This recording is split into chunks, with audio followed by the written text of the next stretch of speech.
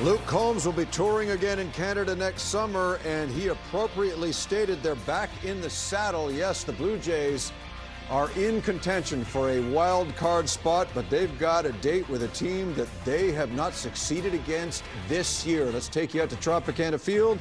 Dan Shulman is with Joe Siddle. Jamie, thank you. Yeah, the Blue Jays feeling a little bit better about things after a 5-2 homestand, and as has been the case, Joe, in recent weeks when they've been playing better, it's really all been keyed by the pitching. Pitching has been the name of the game. The bullpen has certainly been doing their part, but how about the Blue Jays starting rotation this past week? They have been all one challenge after another. Jose Soriano getting more and more comfortable in a Blue Jays uniform. Max Scherzer says he's feeling as good as ever. Shane Bieber coming off a good one against the Yankees, and Dylan Cease, well, he just keeps doing Dylan Cease things. But this is what's going on with Jose Soriano, making his third start in a Blue Jays uniform. First start was more sinker curveball against the Phillies, then he leaned heavily on the sinker against the Red Sox, and there's a lot of movement on this pitch against the left-handers. The splitter was a big pitch. He'll see a lot of left-handed hitters in Kevin Cash's Rays lineup tonight, but I think the sinker is going to be the pitch to watch for. Soriano faced these Red Sox earlier in the season as an Angel, but it wasn't this Jose Soriano. This looks like a bit of a different guy with that power sinker. I expect it to be on display tonight. So the Blue Jays are here at the Trop. This has not been a very friendly spot for them over the years. They hope to change their luck. They got swept down here earlier this season, but as you can see, George Springer is vibing a little bit. Maybe that's a sign of things to come, Jamie, because every game counts right now. Yes, it does, Dan. And here's the post-mortem on their visits with the Rays this year. As Dan mentioned, swept in 3 down there in early May. A week later, back at the Rogers Center, not much better. And then back at the Rogers Center about a month ago for 4. The Blue Jays only won 1 of those games, and to date have been outscored 54-29. But we stated this on Blue Jays Central. This is a different-looking Blue Jays team than the one that lost so frequently to Tampa Bay. The question becomes, are they better equipped to win this time? Yeah, for sure. No doubt about it, because they're on a bit of a heater. They've got a little confidence, and they've got to take that confidence into Tropicana. Very difficult place to play because the atmosphere, it just puts you to sleep. You've got to create your own energy at the Trop. And how do you do that? You do it by all of these little things. It's running the base. It's taking advantage of the Rays' weak catchers, using some speed to create some opportunities. You got to make all the plays down there at the Trop. The Rays thrive on extra bases and giving extra opportunities, and from time to time, you got to steal a hit away, just like Jimenez did right there. It's all about timely hitting and in-your-face moves. Look at that, first to third, in your face. They've got weak spots in the outfield at center and left. If they can continue to push the envelope with some speed and get some timely hitting just like that, they might have a chance to do some special things. They've got to keep this momentum. Cannot lose 2 out of 3 versus the Rays. They got to go down there, take care of business, keep this momentum going. Jose Soriano on the hill for the Blue Jays. Game 1 of 3 coming your way tonight here on Sportsnet. As the leadoff man, number 21, stretches and gets ready to face the Rays. We'll have first pitch flying moments from now. Stay with us.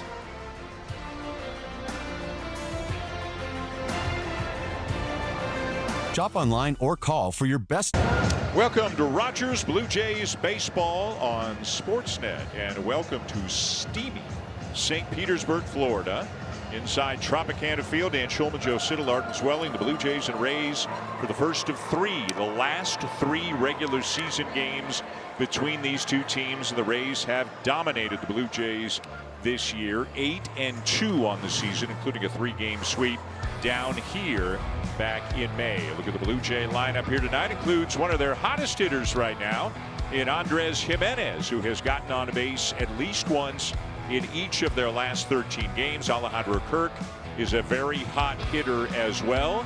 George Springer, despite maybe not being quite 100% with the left shoulder, is back in there DHing.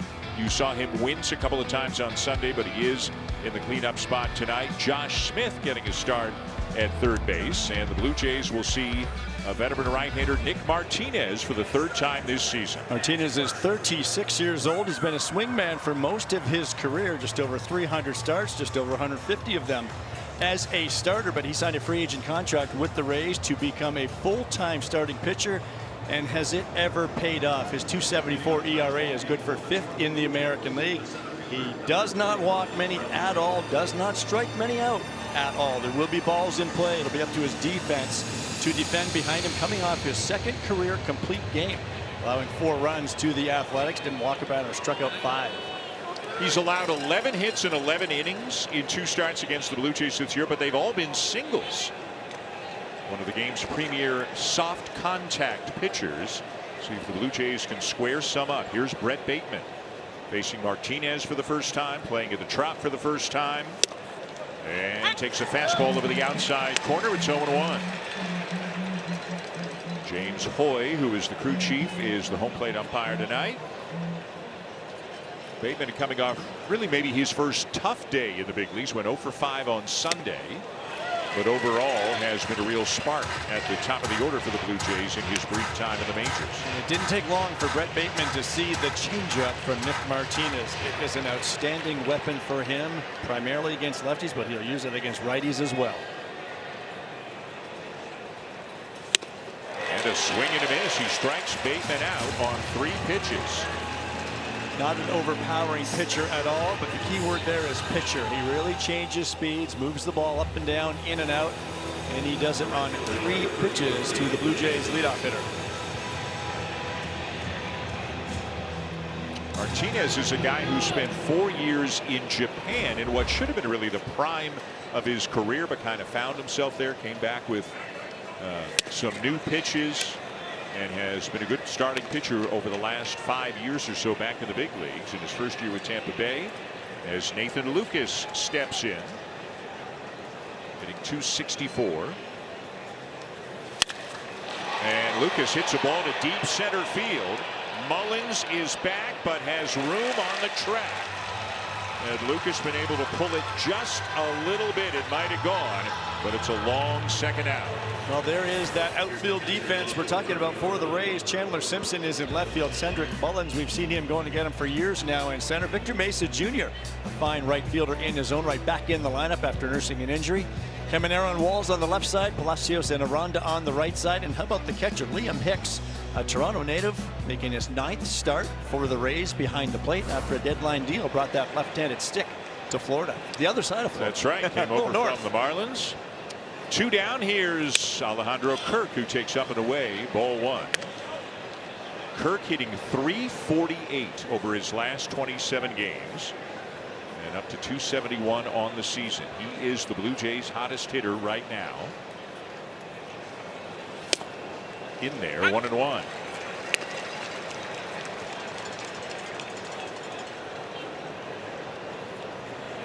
Calling his own pitch.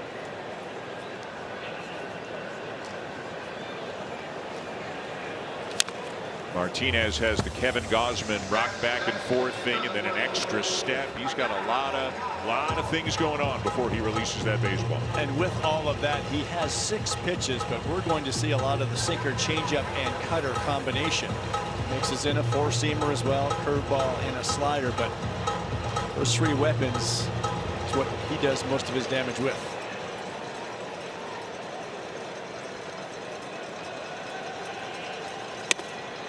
A little bit high. 2-2 on Kirk. Blue Jays enjoyed their first off day in 2.5 weeks yesterday. Bullpen got some rest, and even the position players. It's a long season. Everybody's feeling something. And they start play tonight, half a game out of the 3rd and final wild card spot. 7 teams are within 2 games of that spot, and unless somebody above them, like the Red Sox or the Yankees, unless one of those teams collapses, it's 7 teams for 1 spot. Out of play, still full on Kirk. So if you're into scoreboard watching, everybody's playing tonight. So have your phone handy or your second screen, whatever it is you're doing. Technically, the Orioles are right now in the spot due to tiebreakers, but don't worry about that. Texas and Detroit with the identical record. Then the Twins and Blue Jays just a half game back as Kirk shoots it down the right field line, and it's under the glove of Mesa.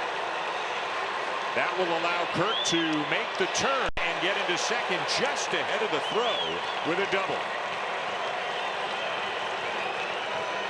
I mentioned how good Victor Mesa Jr. is in right field, and I think he tried to cut this ball off simply because he tried to keep Kirk to a single, knowing that a triple is not in play here. So he knows even if it gets by him, it's only 2 bases. But Mesa Jr. made this a pretty close play at second.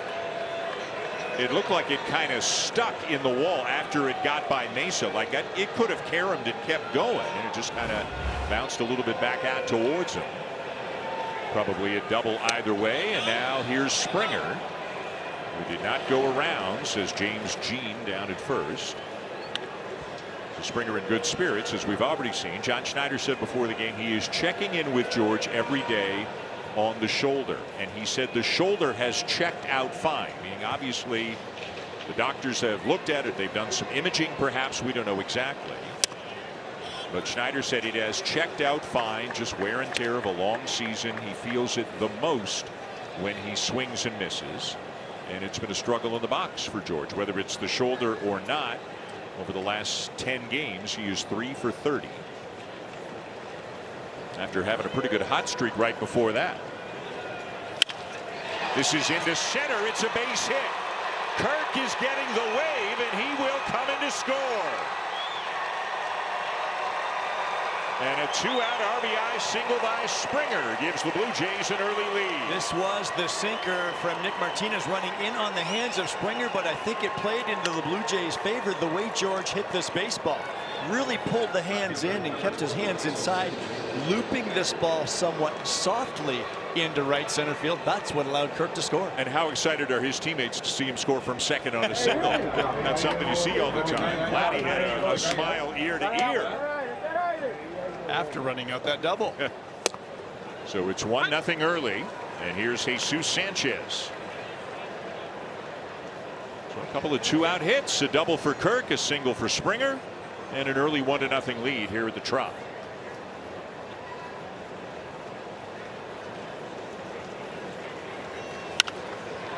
Sent foul left side by Sanchez. It's 0-2.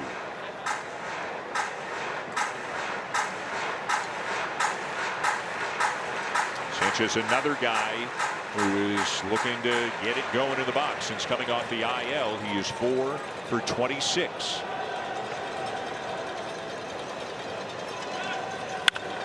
Now he hits the ball pretty hard in the opposite field. Simpson is going back, jumps, and it's off the wall.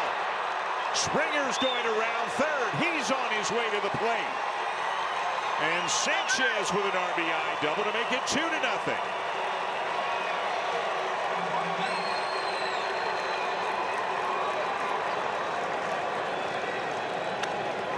Sanchez got behind in the count, but this is a fastball that he is all over. We've talked so much about the power in this bat of Jesus Sanchez. It's at the top of the zone, but right in the middle. And this ball just kept on going on Simpson and ran out of room.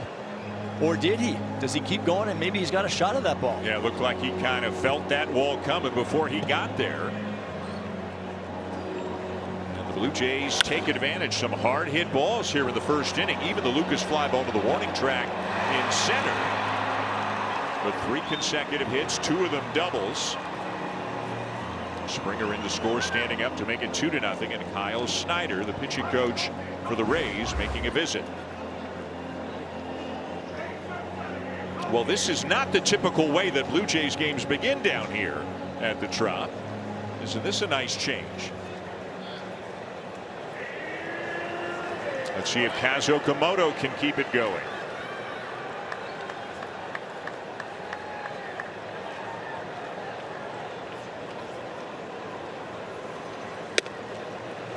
And a breaking ball in for a strike. It's 0-1. I said Nick Martinez is not going to walk many people, so if you want an offensive approach, be ready to swing the bats. He is going to be in the zone.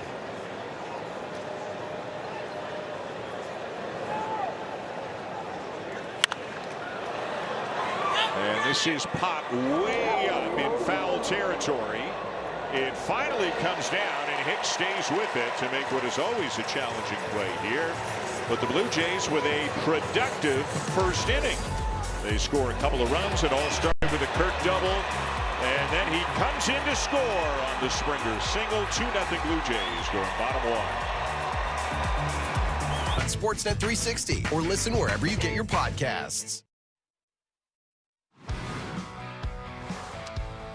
Bottom of the first, 2-0 Blue Jays. And a look at the lineup for the Tampa Bay Rays includes a red-hot Yandy Diaz, an 8-game hitting streak. 3 home runs in those 8 games. Caminero, Aranda, Diaz, so dangerous. Chandler Simpson is very hot as well and hitting in the leadoff spot tonight for the first time since early June. And as Joe mentioned a few minutes ago, making his 3rd start as a Toronto Blue Jay is Jose Soriano. Always curious to see how a starting pitcher will settle in with his new team after the trade deadline. 24 starts on the season, 22 of them were with his former club, the Angels. 2 now with the Blue Jays. Faced the Phillies, it was okay. Faced the Red Sox, it was much better.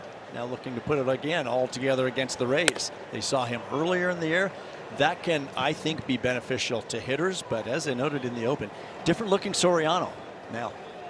Chandler Simpson steps in, hitting over 400 since the All-Star break. And obviously a guy with his speed that you want to keep off the bases. And as we mentioned, he doesn't hit leadoff very often. Generally, he's been hitting 5th or 6th. But so hot, Kevin Cash moved him up top tonight in front of their big 3. This is in the air, popped up, foul down the left field line.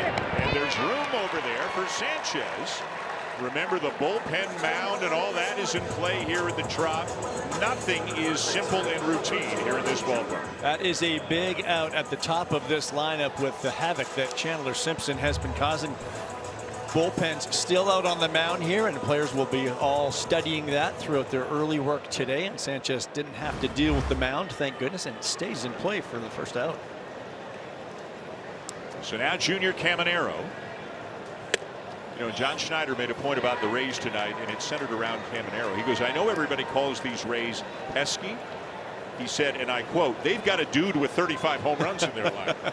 Junior Caminero's not pesky.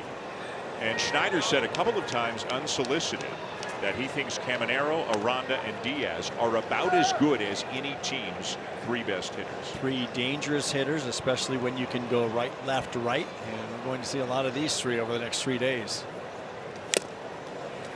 2-1. There is that sinker that I was talking about, diving down just below the bat of Caminero. The off day yesterday, Soriano working with the benefit of an extra day of rest.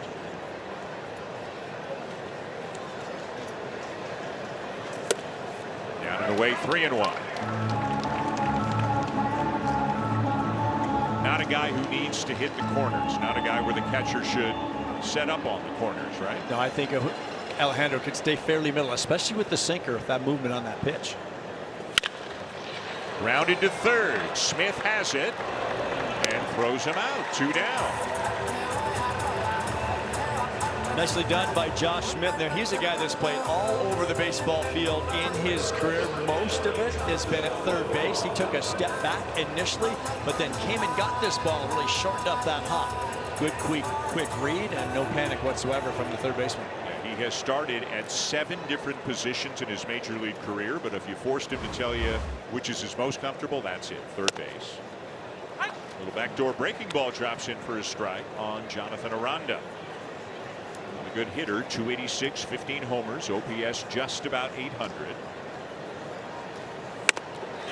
The first 2 series between these 2 teams this year, he dominated the Blue Jays. The last series, which was last month up in Toronto, the Blue Jays held him in check.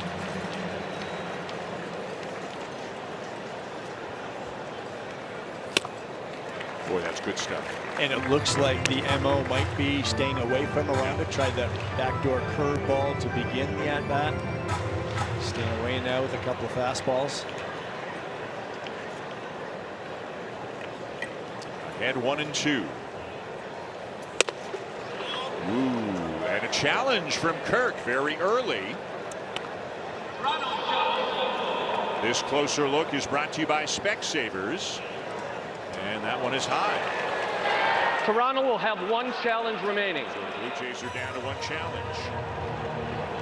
Boy, Almost 3 inches above the zone. Yeah, I mean, the early game misses here on challenges have to be concerning to the manager. Yep. That's strike 3 called. Aranda does not challenge, and the inning is over.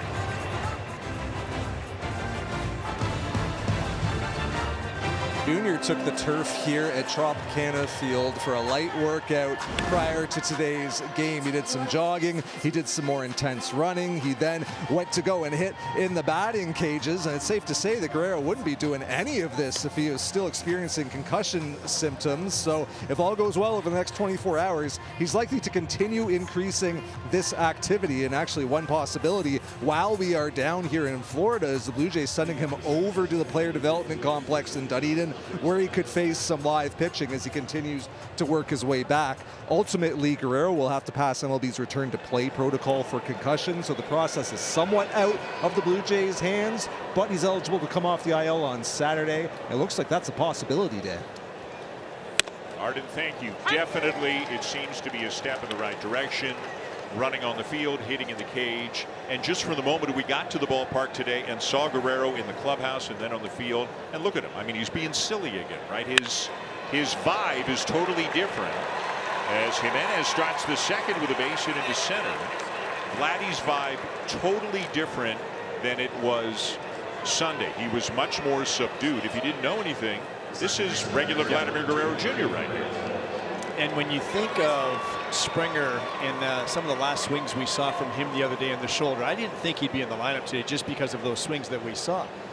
Vladdy's the same way. What does George do? Big hit in the first inning. It's the impact that they can have on the lineup when they are in there. It doesn't go well all the time. They've both experienced all kinds of struggles, but you still want the bat in the lineup. And again, the earliest he is eligible to come off the concussion IL would be Saturday, the second game of the series in the Bronx. Throw to first to drive Jimenez back. Jimenez is the leading stolen base guy on the team. He's got 17 in 20 tries. Ernie Clement the batter, the count 0-1.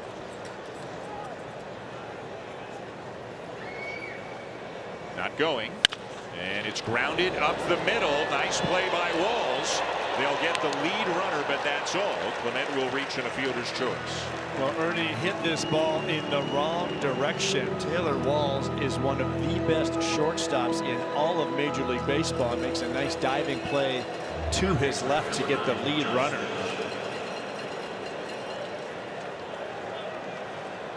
When it's all said and done, Taylor Walls likely is going to win a Gold Glove award for the first time in his career. So Clement replaces Jimenez at first, now one out for the third baseman and number 9 hitter today, Josh Smith. And Martinez starts him with a strike. The way Martinez has pitched the Blue Jays, I feel for the most part this year in his 2 starts, the righties a lot of sinkers in, middle in, cutters away, but the lefties, it's kind of the whole mix. It's the 4-seamer, it's the sinker, cutter, slider. You'll see a lot of the changeups because it's his best pitch. Kind of more of that kitchen sink type guy to lefties. But they've had more good swings and good contact off him already tonight than they had in the entirety of the first 2 games. For sure. Jesus Sanchez with an RBI double, cashing in one of the 2 runs they've got. Got a piece of that changeup somehow. So Smith getting the start. No Charles McAdoo in the lineup tonight. One more left-handed bat in there against Martinez. McAdoo has had a very nice week since he has been recalled from the minors for his 2nd time in the big leagues. That one bounced rather sharply into the Rays dugout on the first base side of the field. And I think when you look at the difference in Josh Smith, obviously from the left side compared to McAdoo, a little bit more experience and all, you love the power in McAdoo's bat in the lineup. There's the changeup again, and Martinez gets Smith for out number 2. When I asked John Schneider today about that move, no McAdoo in the lineup, but Smith, because Smith pinch hit for McAdoo the other day as well. He's thinking you're taking your shot on the lefty versus the righty against a veteran type guy that's going to do things like that right there, and maybe the experience of Smith can come in handy. But Charles McAdoo has shown an awful lot early in this Blue Jays lineup. Brett Bateman sees Martinez for the second time. Martinez struck Bateman out to begin the ball game. Clement has 5 steals in 6 tries on the season, being held on by Aranda. And Camanero's way in at third, obviously aware of Bateman's ability to try to bunt for a base hit. Ball 1.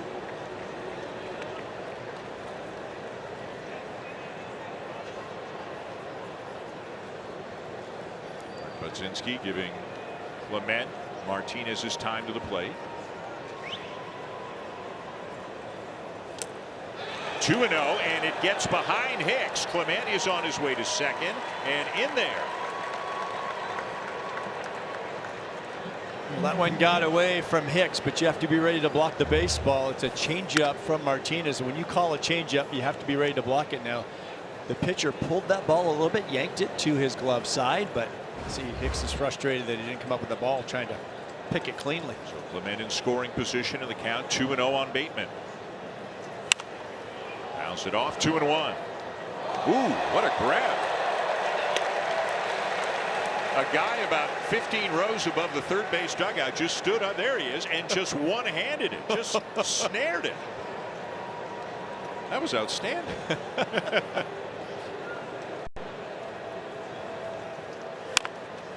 Chopper over the mound, Walls charging, and gets him by a half step to retire the side.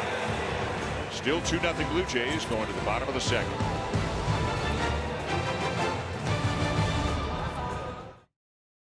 Pitchers can be good in all kinds of different ways, but one of the best ways, obviously, Joe, is getting a lot of swing and miss. And in the American League, among qualified pitchers, the only guy Jose Soriano is behind is Dylan Cease. 2 of them at the top of the Blue Jays rotation. Anybody will tell you love to get that swing and miss. I was in the clubhouse the other day at home, and I had turned the corner and I saw Cease to my left, Soriano to my right. And as I was approaching, they both looked up, and I looked and said, whoa. Like 2 of the best in the game right here, guys. And they each pointed to each other, said, no, it's him. Nope, it's him.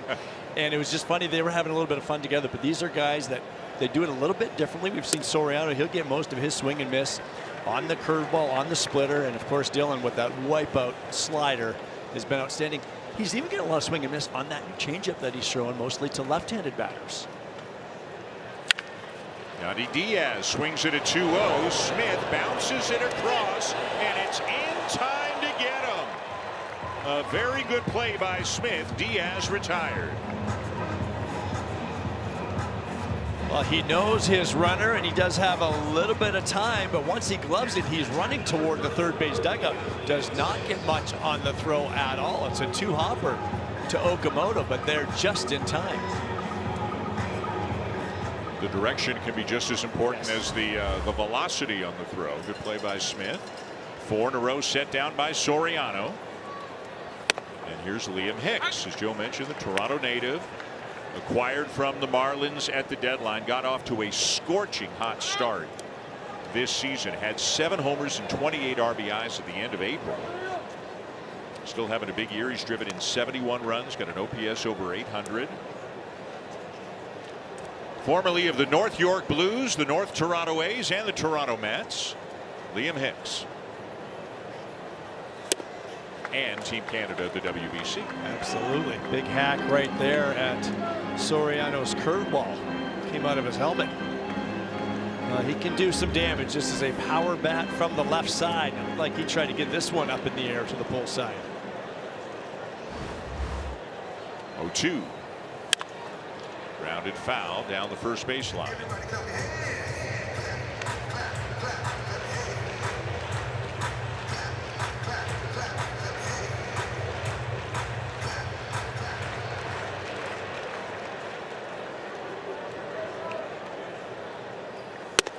Up and away with a 4-seamer, ball 1.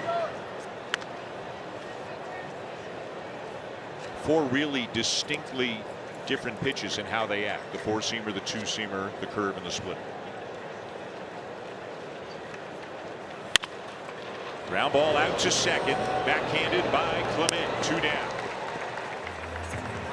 And as we've already seen, Joe, Soriano going to be a very different guy from one start to the next, depending on the opponent and what he feels might be his best plan of attack. It reminds me a little bit of Dylan Cease in that they've got so many quality weapons that they can kind of do what they want. We were talking to Max Scherzer today about his next start. And how are you going to attack this lineup? He's like, we'll see. We'll see how the game. What if we score a few early? What if we have a lead? What if they get a couple guys on? And that's a great answer because things can change. But between Cease and Soriano, they've got the weapons to adapt on the fly easily. Victor Mesa Jr., the batter, has been out the last few days with a minor hamstring injury. A guy who the Blue Jays saw last month up in Toronto, and he was really good in that series. He hit a home run. He made some good defensive plays, drove in a few runs.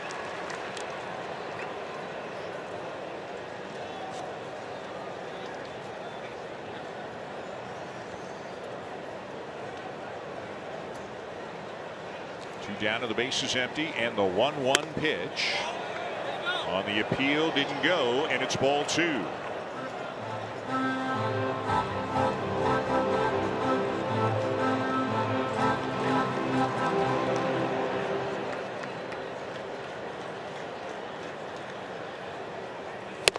Swing and a miss, 2-2.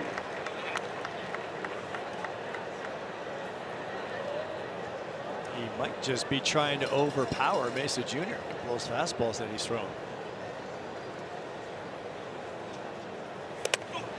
Way down and in, it hit him. I think. Sounded like it got his toe. Yeah, heard something in the way he was hopping around. I think that hit his toe. And he's on his way down to first. It's too bad Soriano just overcooked that curveball a little bit and really pulled it right toward, I think, the back foot. Yeah, front foot, back foot of Mesa.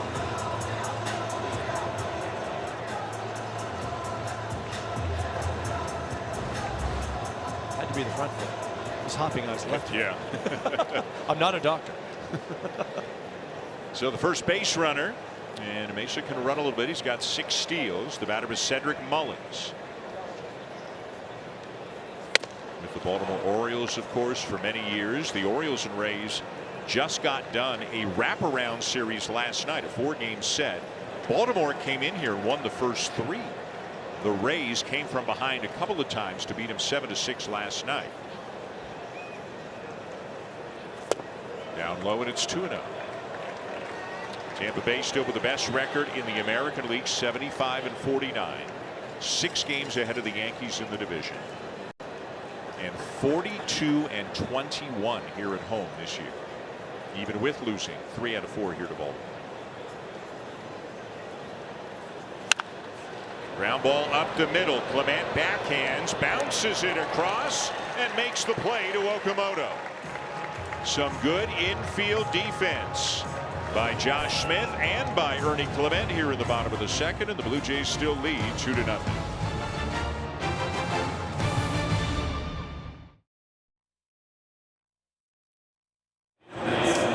Back here at Tropicana Field, it is 2-0 for the Blue Jays going to the top of the 3rd inning. And we're going to bring a special guest on the air. This was a late edition of the program here tonight. You may remember on Sunday we showed how the Blue Jays settled their draft order for the fantasy football pool, and Max Scherzer forced his way onto the air. Yeah, he sure did. With us, and then really leveled some unfounded, ugly allegations against the honorable Commissioner Shane Bieber, and Commissioner Bieber has asked for a rebuttal. Is that true, Shane? Yeah, a little bit. That was ugly, wasn't it? Yeah. I've never seen anything like it. No. So what have you, first of all, have you and Max sorted out your differences? Are you both in agreement as to what's going on here? Oh, yeah. I mean, there's no agreement. Max has been dismissed from the league. Whoa. No, I'm just playing around. But Max, yeah, and commissioners, I don't know what the deal is there. And I've never seen anybody request an in-game interview. And now I'll be the second, I guess. I was going to say, yeah. I'll beat you to it right there. Yeah. I think yours is earned, though, Shane. So what were the allegations when, Max alluded to us that 12 players, but there were like 14 votes when it came to tabulating things. Max just couldn't figure out the technology to vote, and I think he's upset with it. And he wasn't able to get his way, and so he wanted to come on and and question my integrity. I thought that was what a choice of words there. But he's lucky he even had a. Look out, coming right at you. I promise you guys that's the last time the league members will get a vote. I'm going to rule with an iron fist from here on out. I'm going to have to. You must. So Shane is the commissioner this year. Dalton Varsho was last year, but obviously Dalton's been traded. So did you volunteer for the job? Were you forced to take the job? How did this work? I volunteered. Yeah. Dalton did a tremendous job last year. Yeah. But, you know, Dalton's one word or a couple words to me when I took over, it was like, good luck dealing with Max. And here we are. Here we are. He knew what he was talking about. It's ringing true. Yeah. What pick did you now, if anyone questions your integrity, didn't you kind of set up the competition such that you knew you were going to get a late pick or the last pick in the first round? I wasn't sure, but I had the cards right, and I wrote everyone's name out, and I just ended up with the last card because I let everybody pick, and I ended up with Mark Budzinski. Oh, so you have the 11th pick out of 12, I understand. So we ended up doing pick to pick. So whoever threw the fastest got to pick where they were going to end up drafting, right? And so, you know, if they didn't want the 1 spot or the 3 spot, they could take 12. So I ended up getting the 10th pick, and I feel pretty good about it. Good stuff. And I'm sure pretty good about Shane, it. I'm sure there are many different methodologies. Was this your idea? Was this the commissioner's idea to get the support staff involved and get the velocities out there on their fastballs? Yeah, it was me and Max really kind of concocted it. At first, I think we were going to do fastest time from second to home, but we didn't want any hammies to go. Right.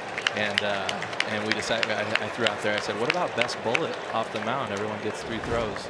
And so we ended up doing that, and I think it was a resounding success. I don't think you can see this now. I don't think you're close enough to a monitor, but we are showing some of it now. You appear to have a stopwatch or a radar gun. Louis Varland is slapping everybody's back. Sam Green's throwing 90. 90.9. 90.9. We round up. Yeah, 91. we round up. Unbelievable. 91. John Schneider's got the radar gun. One of the participants, we won't mention who, didn't register on the radar gun.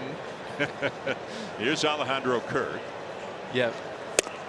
Bud represented really well, I think. Yeah. He didn't go out there, and he's not a burner per se, but he looked like he was ready to go 9 solid. Yeah, I think so. Be a crafty lefty. He's a crafty lefty is what he is. Lefty. Exactly. What is your NFL team of choice? Do you root for an NFL team? That one in the dirt. Lucas on to second on the wild pitch. No, not really. Grew up in Orange County, so there wasn't a local team. I mean, San Diego Chargers, now they're in LA, right? So big fantasy guy. It's whoever I draft that year. Do you have a GM helping you? You're the president of the Beaver Corporation, I assume. Do you have a GM assisting you? I'm actually gonna. I mean, he's got to respond to my texts, but I want Ghazi to help me out. Okay. Oh. Yeah. I don't know how much help. Well, then every player you're going to get will have gone to LSU in college. That's the way it works. It's a good program. Good program to choose from. Yeah. Well, we've got you, and we appreciate the time. We're glad that you've been able to clear your name, and I think really, if this had been put to a public vote even on Sunday, I think you would have been the resounding winner. I appreciate it. Max has priors. Yeah. So. Yeah, he does. Yeah. 1-2 the count on Kirk. Already 2-0 Blue Jays. So while we've got you, Shane, talk about how you're feeling coming off a great start last time out, and it's been a long couple of years for you, but how you doing right now? Yeah, I'm feeling great. I feel like we're playing some good baseball, and I'm happy to be able to contribute to part of that, and really just trying to put together a string of good starts and just get deep into ball games. And you see the way this offense is coming around, and we're really appreciating the defense that's always played behind us. And so as a starting staff, we're really kind of just trying to get on a roll here. Shane, so often pitchers come back from different injuries, but in your case, how many starts does it take in the big leagues to really start feeling like you are back? Yeah, a couple. I think it's different depending on the year and when you're coming back. But for me, this year in particular, definitely took a couple. And unfortunately, I feel like I was taking 2 steps forward, 1 step back there for a little bit. And feel like I'm pretty set in my routine and feeling good and bouncing back really well, and starting to pitch a little bit better. Alejandro Kirk having quite an at-bat here. Oh, and he man. laces this ball deep left center. Gone!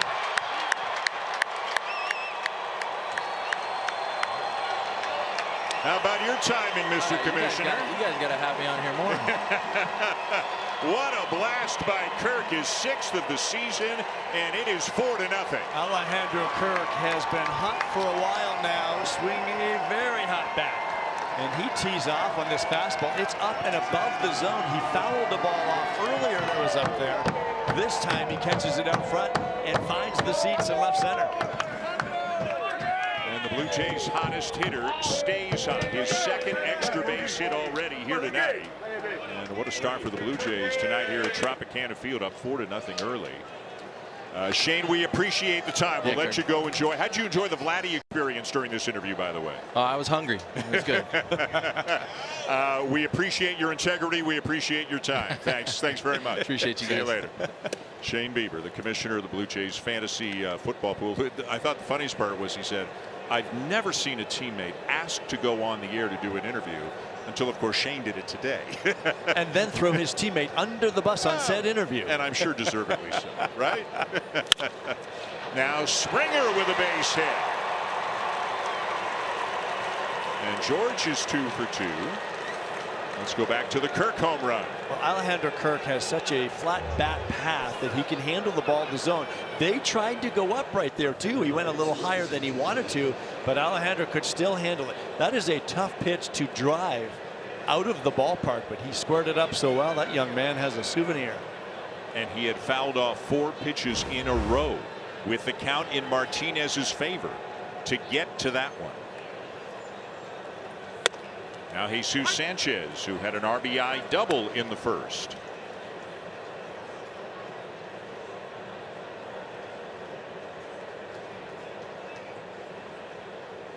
Four runs on 6 hits for the Blue Jays already.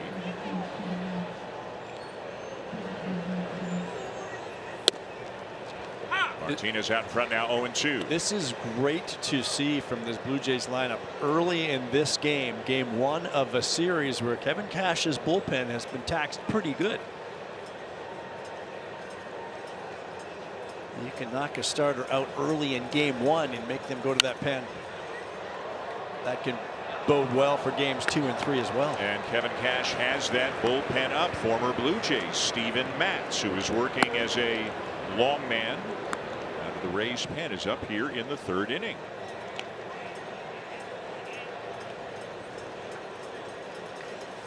And that's there for strike 3 called and out number 1. Well, the Rays, as we mentioned, are coming off a 4-game series against Baltimore. While the Blue Jays were off last night, the Rays were playing, and they needed 6 relievers in last night's game. Shane McClanahan was on a pitch count, having just come off the IL. And there's no bullpen in the majors that has thrown more innings the last 4 days than the Rays pen. That could help the Blue Jays. We talk sometimes about pitchers going out for more than 3 outs. Their closer Brian Baker got 5 outs last night. So again, those little things can bode well for you entering a series, but this especially, trying to get to the starter early in game 1 of a series. Runner is going. The throw down, not in time. Springer with a stolen base.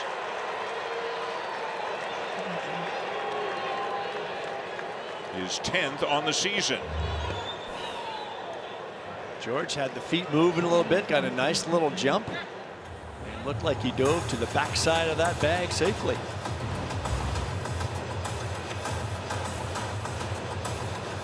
So Springer's got 2 singles, an RBI, and a stolen base. Kirk's got a double and a 2-run homer.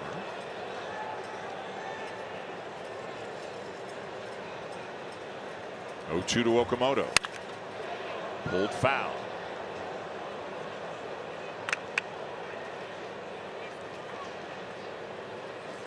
Some early slug here at Tropicana Field for a team that has been in desperate need of slug.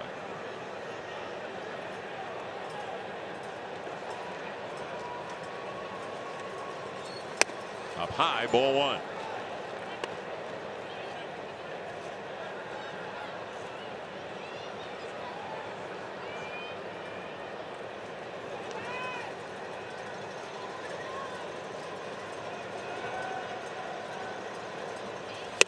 And a swing and a miss. Gets a fastball by him at 92 for the second out.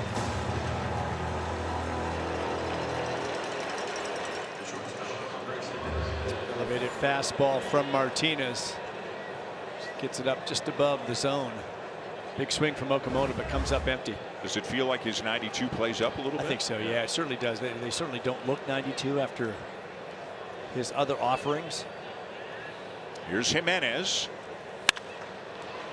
And he will lift one way up in the air, wide of first in foul territory, and Aranda makes the catch to retire the side, but not before Alejandro Kirk hits a resounding 2-run homer to make it 4-0.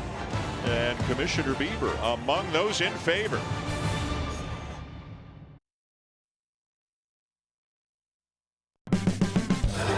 As part of the 50th season celebration, the Blue Jays are giving away a nostalgic throwback inspired by one of the most iconic bags of its era. On September 11th, be among the first 15,000 fans in the ballpark to receive a Blue Jays Classic Retro bag. Go to bluejays.com/promotions for tickets. A decent number of Blue Jay fans here in the ballpark for the first game of this series. Blue Jays up 4-0 going to the bottom of the third. This is sharply hit and into right field. A base hit for Richie Palacios, the first Rays hit of the night. And among those keenly watching the Blue Jays tonight, our own Buck Martinez is in the ballpark. It was great to see him. He was down in the field before the game, getting a chance to catch up with many of the players and the staff, people he has known for so many years, of course. And just look at he's locked in. Oh yeah, laser focus right now. He's following. That's what he said today. These guys get swinging the bats, and I think he got his wish so far here early tonight. Great to see Buck. He lives not that far from here. Great to see him at the ballpark, and of course Buck is going to be up at the Rogers Center. It's coming up fast now, August 29th, the day that Buck will be inducted into the soon-to-be renamed Hall of Excellence. Taylor Walls, the batter. Palacios not going, and Walls will look at a strike. Walls is a much better defensive player than he is an offensive player. He's about as good a shortstop as there is in the game, but he has never been much of a hitter. But tell that to the Blue Jays this year. He's hitting .321 in 9 games against the Blue Jays, including a couple of doubles and a triple. Soriano out in front of 1-2. He's flashed the leather early on here too tonight. Richie Palacios can steal a base. The score may indicate that you're going to hold back a little bit, but the Rays have run all over the Blue Jays this year. But Jose Soriano does a very good job controlling that running game. The Rays are third in the majors in stolen bases. The Blue Jays have allowed the most stolen bases of any team this year. But as you always say, that's not necessarily a catcher stat. It's just as much a pitcher stat.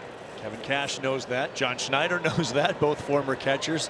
As catchers, you're just saying, give me a chance. And that's one thing Soriano does very well. Changes up his times on his holds, varies those times, but also pretty quick with that delivery. In the dirt, 2-2. This is the number 9 hitter. So the number 8 hitter is aboard. 2-2 on the number 9 hitter. You really don't want to let the Rays get too much going before they get back around to the top.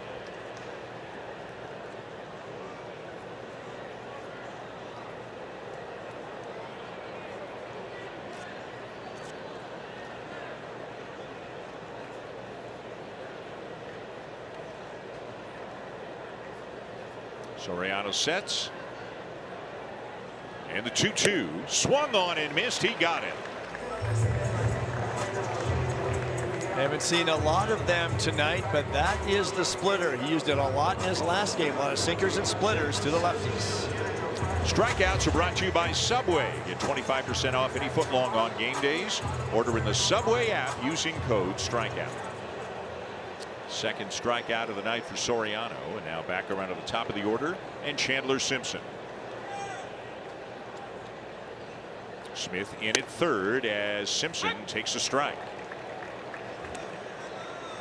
You could see James Hoy, the home plate umpire, gave that just an extra half beat before he decided which way he was going to call it, and that's fine. You'd rather Make sure he gets it right, even if it takes a fraction of a second longer.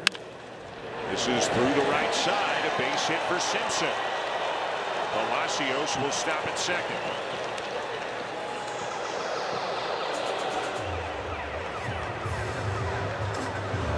Breaking ball down and in. It looked like they tried to backdoor it, tried to keep that ball away, but it came all the way back to the inner corner.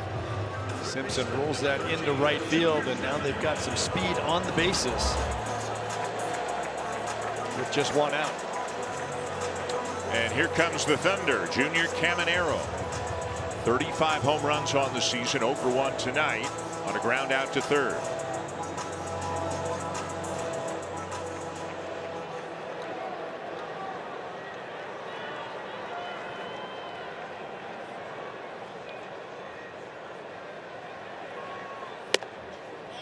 Just inside ball one, and it was the movement on that two-seamer that looked like it took it off the inside corner. It's what he got him with in that first at bat. He ran that sinker in on his hands. And remember, the Blue Jays are down to one challenge. They've already lost one. That's low, and it's 2-0. So the first jam of the evening here for Jose Soriano with a couple of men on. And the heart of the order coming up for Tampa Bay.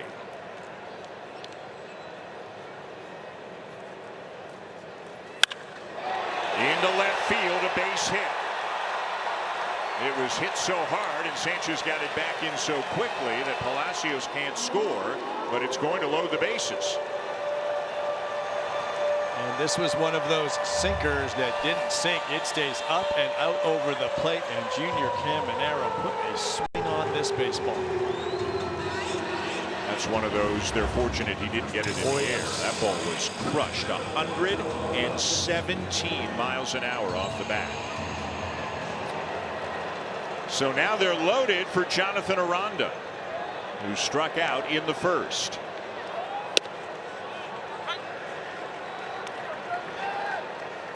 We'll talk about a tipping point of a moment here. He could do all kinds of damage. He could also hit into a double play and anything in between. If he can get a sinker onto the ground. There's the ball on the ground. Okamoto to Jimenez to Soriano in time. What a big pitch and what a big double play turned by the Blue Jays.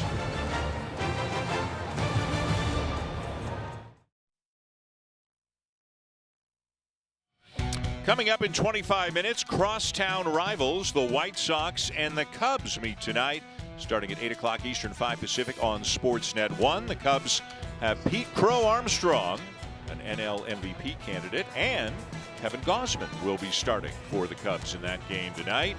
Gausman's first one was very good. The second one did not go very well. We'll see how he does against the White Sox tonight. Things are going very well for the Blue Jays here tonight, both offensively on the mound and defensively. That was not your tailor-made double play. That was anything but. Tough one. Anytime a pitcher has to get over there to help out, Okamoto does his job by getting the ball to the middle infielder as quickly as possible. And you're hoping the pitcher gets there to find the base, and he did.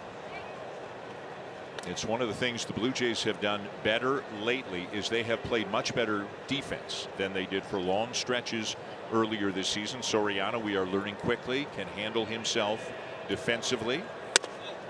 As Clement spins away from ball two, Josh Smith has made a couple of nice plays. Even the way Okamoto started that play to get it to Jimenez and back to first, that had to be done very, very well to turn it.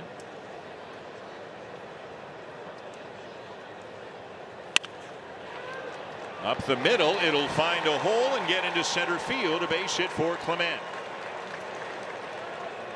Looked like a changeup from Martinez that dove down and in on Ernie, and he just pulls the hands in and clears it out of there. That's the type of pitch oftentimes we'll see him yank down the left field line, but he keeps his hands in that direction up the middle. Leadoff man aboard for the third inning in a row for the Blue Jays. And here's Josh Smith, who struck out in the second. Caminero way in at third. And a swing and a miss by Smith.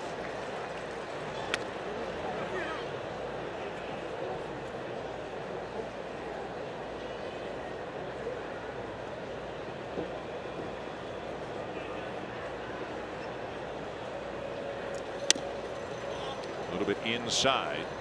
Martinez was at 60 pitches at the end of 3 innings, and that's the most he has thrown in the first 3 innings of any start this season.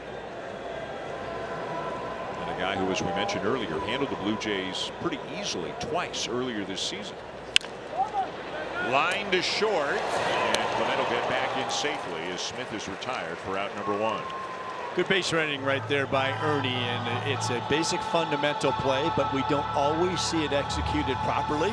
Does a good job there as soon as he sees this ball off the bat. Quick step and right back to the first base bag.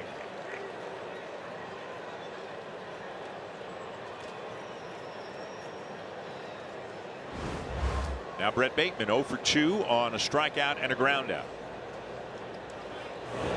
Said earlier, Nick Martinez coming off his 2nd career complete game, and he went over 100 pitches for the first time this season in that game against the Athletics. So you never know if that has some lingering effects with your sharpness your next time out. Blue Jays hitters are getting to him. Runner going, and it's lined into center, a base hit. And Clement will make the turn and come to third. Acknowledging Bateman for his hit, and the Blue Jays have something going again. Well, first pitch hit and run, maybe. Ernie on the go. Bateman puts this in play on a line, but it finds the outfield, and Ernie's going first to third, no problem. Ernie's running, he's taking a peek. I think it was a hit and run. Always want to know where that baseball is. Good base running again.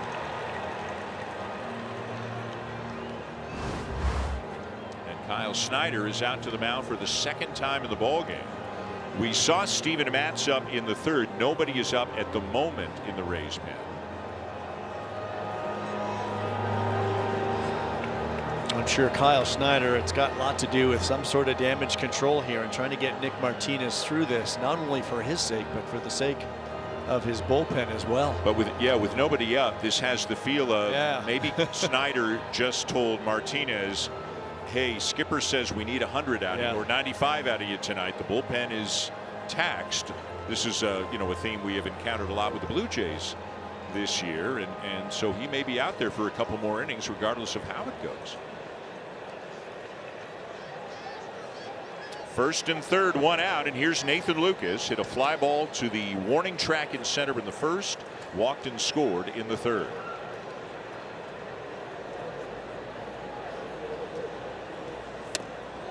Can they just even add on by 1? Just a productive out here, fly ball, whatever. Just keep adding on when the opportunities present themselves. This is the Rays, and this is Tropicana Field.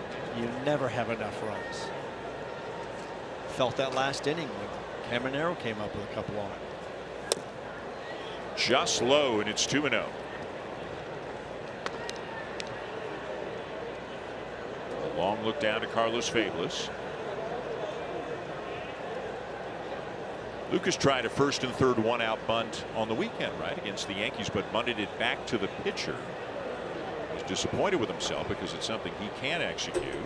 They're not putting it on here as he takes a strike, 2-1.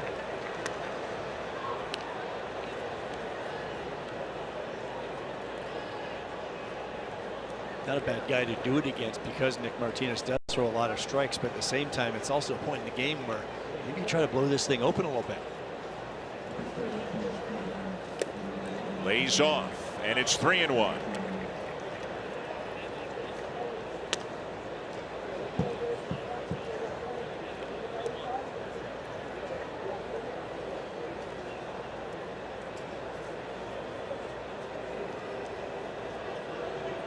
Clement at 3rd, Bateman at 1st. Bateman running. It's a strike. The throw down is not in time.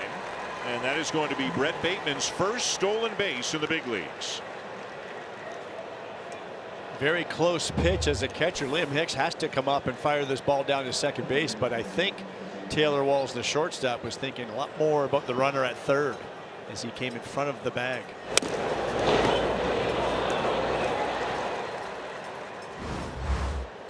Now the infield comes in for the Rays with runners at 2nd and 3rd. And a full count on Lucas. Kirk on deck.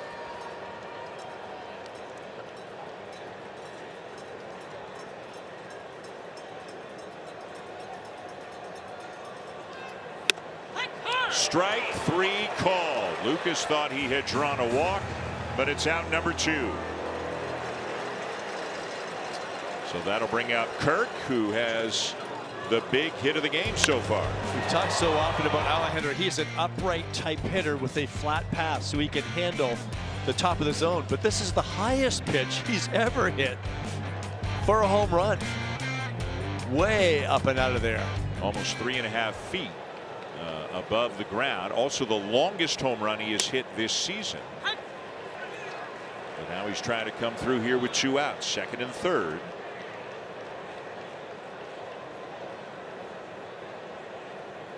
Also doubled in the first, so he's having a big night. His average is up to 280 all of a sudden.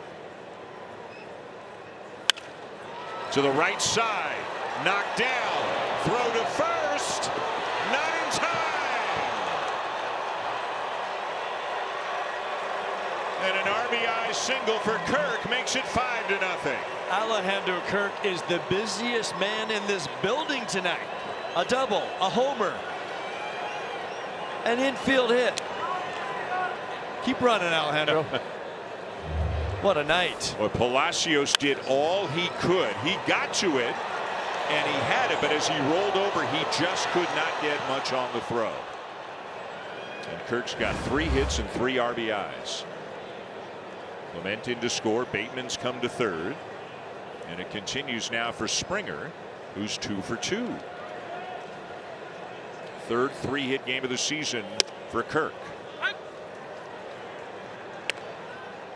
Springer an RBI single in the first, and then a single and a stolen base in the third.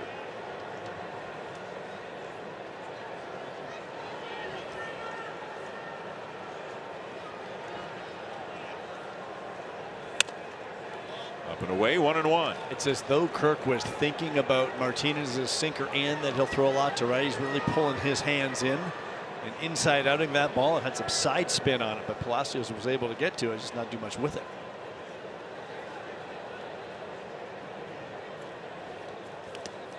This one will bounce away, and here comes Bateman to score. It bounced way off to the right of Hicks, and a wild pitch charged to Martinez allows Bateman to come in with the 6th run of the night. Good heads up play, good speed on the bases with Bateman scoring there, and the Blue Jays are looking a little racy here tonight. This ball bounced well in front of home plate. Hicks tries to square it up, but just ricochets off his chest protector. Took a split second for Bateman. When you're on third base, you don't quite have the same angle as we do up here. Couldn't tell right away where the ball went.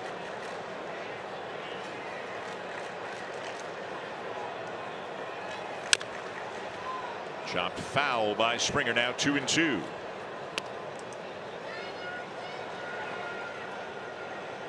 So Bateman with a base hit, a stolen base, comes in to score.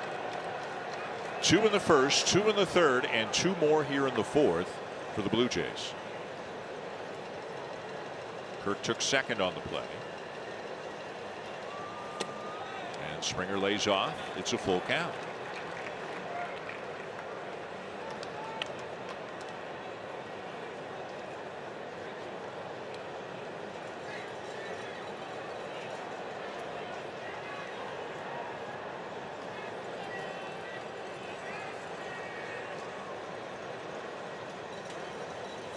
Ball 4, and the inning will continue.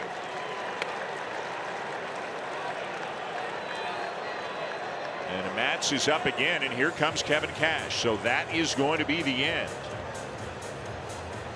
And the Blue Jays will get into the bullpen early in game 1 of this series as they knock Nick Martinez out after just 3 2/3.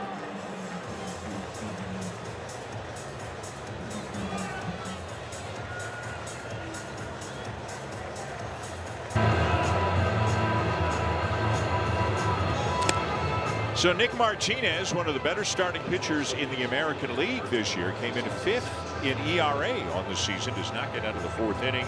6 runs are across, and here's former Blue Jays Steven Matz. Tough season for Matz. Coming to the Rays, that ERA is up over 6 now after Sunday. It's the 3rd time this season he's given up 5 earned runs or more in an outing. A strike to Jesus Sanchez, who's got an RBI double, and he's also struck out.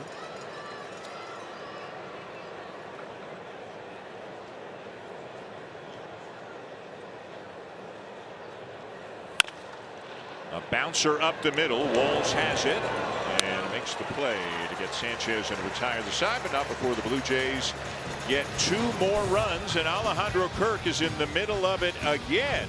This time driving in Clement with an infield hit, his 3rd hit, 3rd RBI. A wild pitch that made it 6-0. While enjoying big savings of up to 40% all season long. Explore full and quarter season memberships and find the experience that's right for you. Head to bluejays.com/memberships for more details.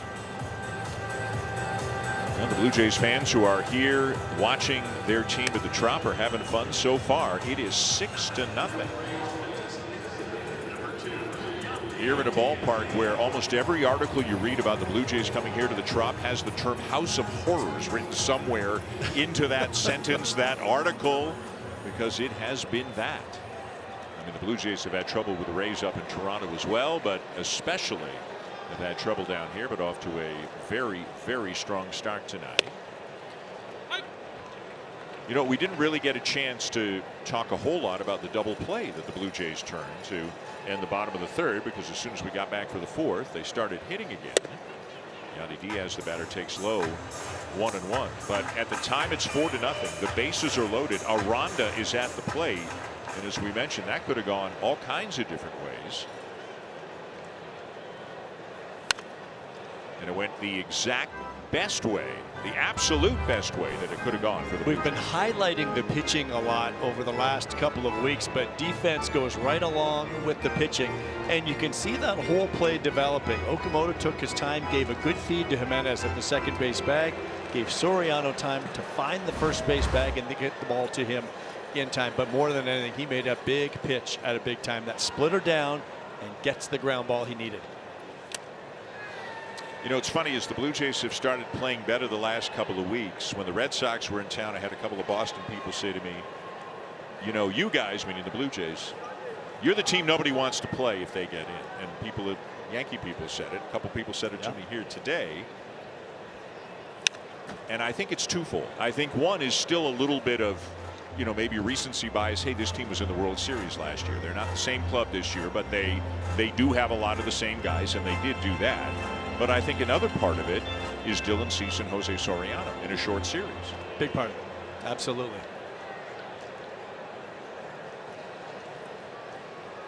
In a short series as a lineup when you're going up against those 2 names. And then I think to couple that with those 2 starters, and we know with the way that the bullpen has performed and can perform, get these guys the lead. Give us 5 or 6 with a lead, and you trust the guys down there to close things out.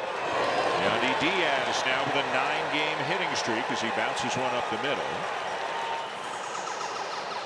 Now, of course, there's a lot of work to do to get there, right? Unless something really goes wrong for the Yankees or the Red Sox, you've got 7 teams competing for 1 playoff spot. So the odds, the math, they're still not in anybody's favor, any of these teams. But the Blue Jays are in the middle of it, which is a lot more than they could say a couple of weeks ago. They have closed that gap and given themselves a chance, because it was only 2-3 weeks ago that I'll be the first one to say I just didn't think this offense could allow this team to get on any kind of roll. And maybe I was right in some regard, but the pitching has and the defense has allowed this team to get on some kind of roll because they've just been scoring enough runs. They've got the best ERA in the major leagues in August.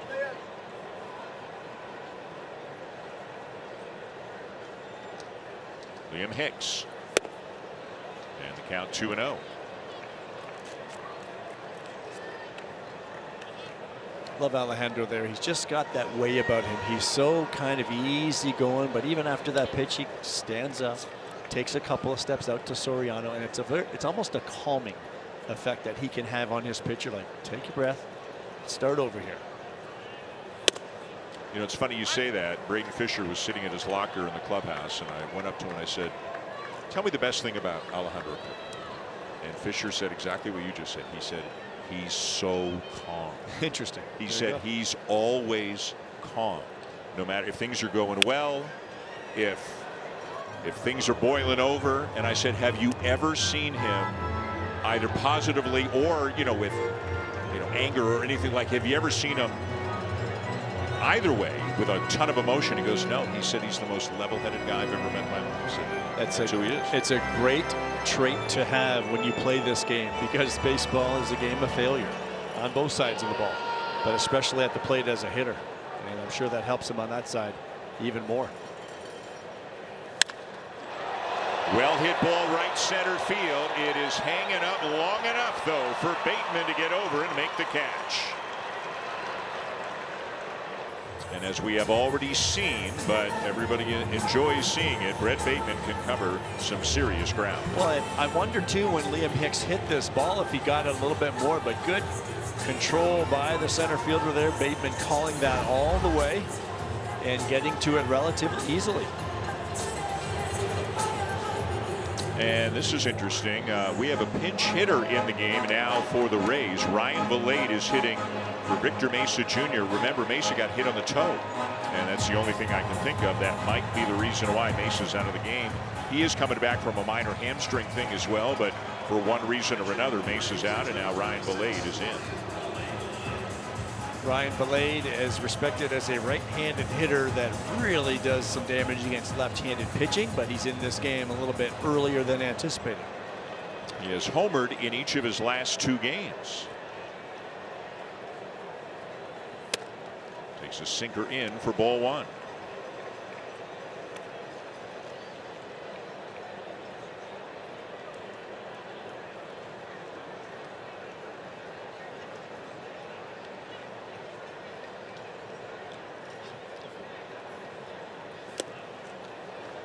So Soriano hasn't walked anybody tonight, but it does feel, Joe, that there have been a lot of 2-0 counts. He's pitching from behind, and that obviously makes things easier for the hitter, and it also gets your pitch count up there. And this is a little bit of the reputation, right? It was similar to what we saw in Dylan Cease when he came to the Blue Jays, so it'll be up to them to do their best to try to hone that in a little bit, just because the stuff is so good.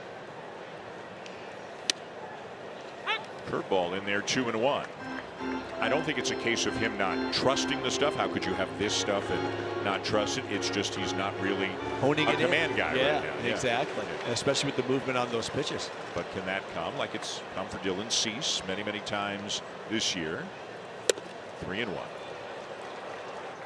Back to the curveball there, and you throw a 2-0 curveball, and maybe it just felt good coming out of his hand, so he goes back to it again. But there's another example of a pitch with a lot of movement. That's a tough one to keep in the zone, but you want to keep it in the zone at 2-1. You're not looking to get a chase, because if you don't, you're really behind the 8 ball. And he gets the call at the bottom of the zone. 3-2. Looked like he just got the corner down and away.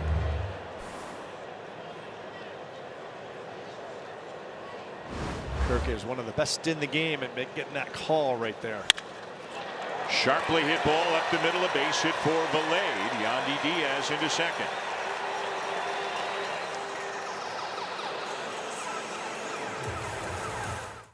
Stream every pitch on Canada's best and most reliable 5G Plus network. Visit Rogers.com today to get connected. So the Rays now have 5 hits in this game, and all of them have come in the last 2 innings. Fortunately, they have all been singles. There was the double play last inning, but they are threatening to get on the board again here in the bottom of the 4th. Here's Cedric Mullins. 0 for 1 on a ground ball to second. Ball 1.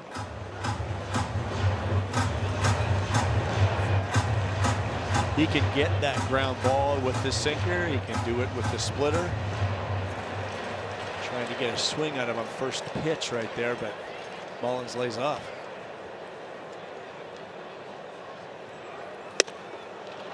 That is in there, 1-1.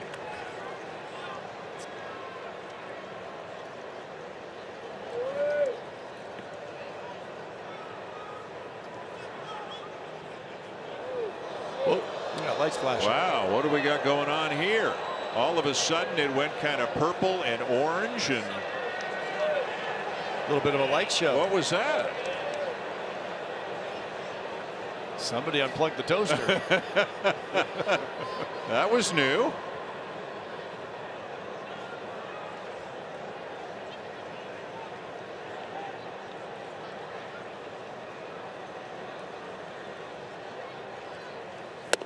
Down and in, ball 2. Maybe that's one of the effects if they do something good, get a hit, run, whatever, but somebody pushed the wrong button and everybody kind of went, what's whoa. Remember, the Rays weren't here last year. Hurricane Milton in October of 24. They played at Steinbrenner Field last year. They are very happy to be back here. This is popped up. This could be trouble. It's going to drop. A very good effort by Jimenez, but just couldn't quite get there, and that's going to load the bases.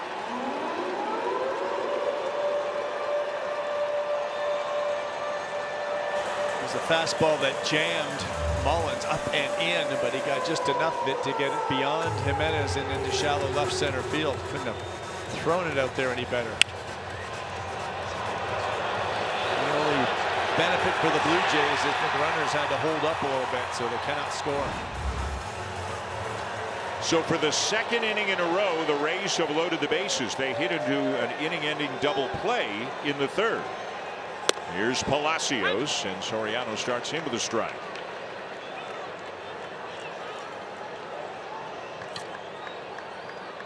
A 6-0 game that suddenly doesn't really feel like a comfortable margin, with the Rays threatening again. Little dribbler out in front of the plate, and a nice play by Soriano. He'll force the lead runner. Obviously no chance for 2 on a ball like that. Take the out at the plate. Well, that worked out a lot better than initially anticipated. I thought this was going to be a very close play at the plate, but Soriano, we've seen him field his position and do things as a pitcher defensively very well in his 3 starts as a Blue Jay. That ball just died out front, though. No need to panic. It's the easy force out with Diaz running from third or jogging from third.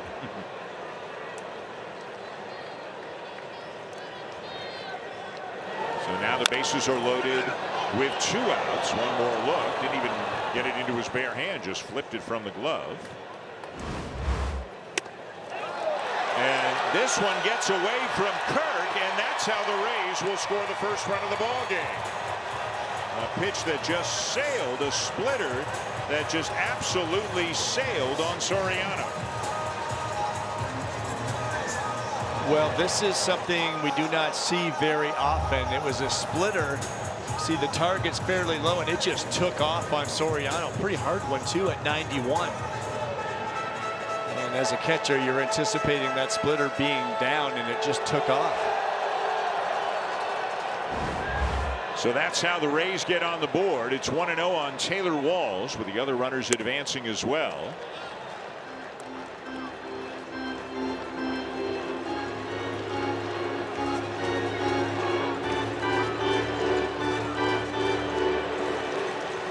"70 pitches, 39 strikes, 31 balls thrown by Soriano. 3-0 to the number 9 hitter. See the body language. He's fighting it a little bit. No question.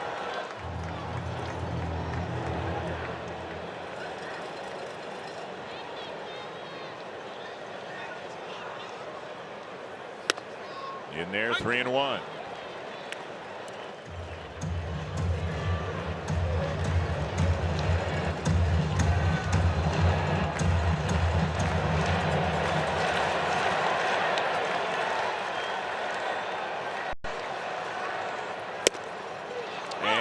The knees for a strike. 3-2. Boy, I don't know. That one might have been a little bit low. No challenge from Walls, and the Blue Jays will take it. This is where the Blue Jays catchers, especially Kirk, can benefit a Soriano becoming a Blue Jay. He pitches at the bottom of the zone a lot. No challenge there, but Alejandro gets the call.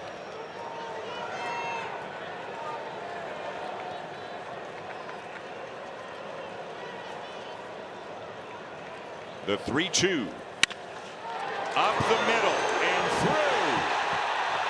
And 2 runs will come in. And suddenly it is 6-3.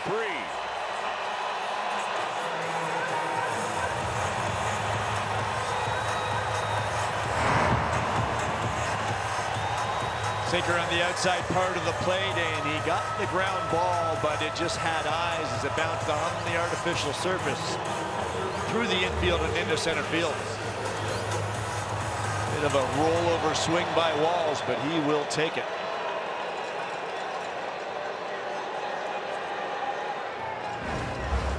And Spencer Miles is getting up.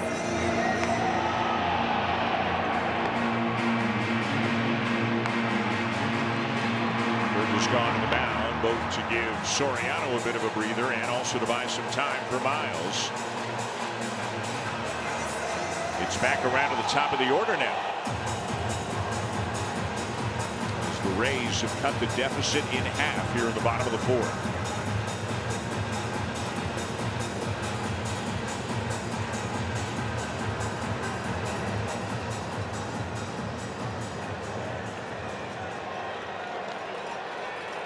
Simpson 1 for 2, had a base hit his last time up.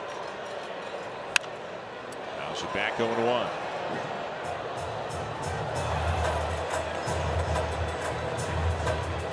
Got to be frustrating for Soriano, just like you can see it is at times for Dylan Cease, because the ceiling is so high and the ability is there.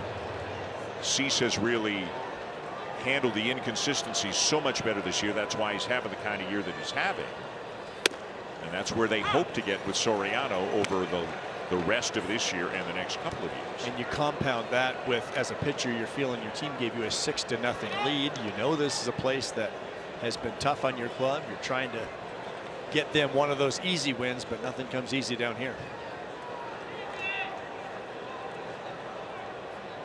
Couple of strikes on Simpson. And he bounces it to short. Jimenez makes a good play to get him. And that'll finally end the inning, but the Rays get 3.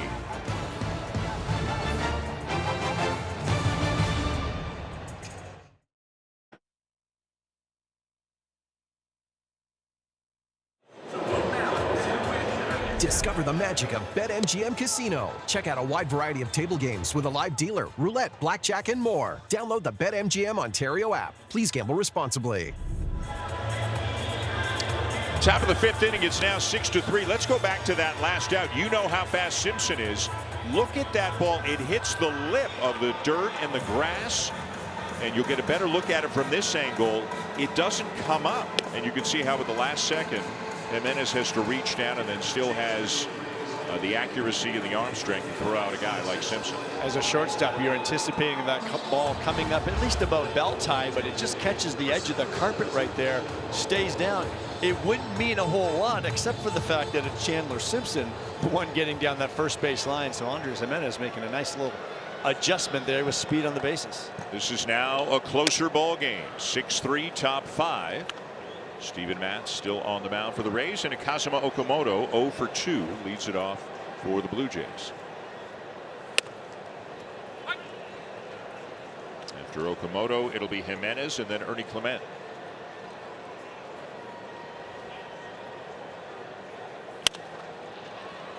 Fouled off right side, out of play. Steven Matz has that classic 4 pitches for a starting pitcher: sinker, slider, curveball, and changeup. Blade remains in the game after pinch hitting for Mesa, and now Okamoto gets one in the air, long way to left center, and there it goes. His first home run in 17 games and his 25th home run on the season.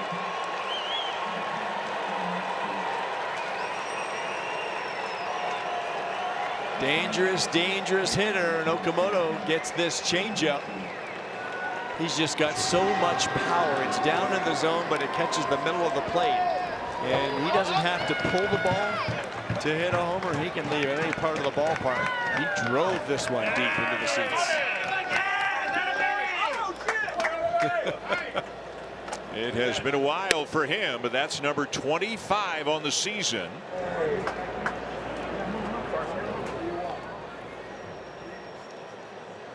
They get one of those runs back now, leads 7-3, and that takes a little bit out of the sting of what just happened in the bottom of the 4th. The best part of that home run is the response. Anytime you can do that, bam, the momentum comes right back into your favor.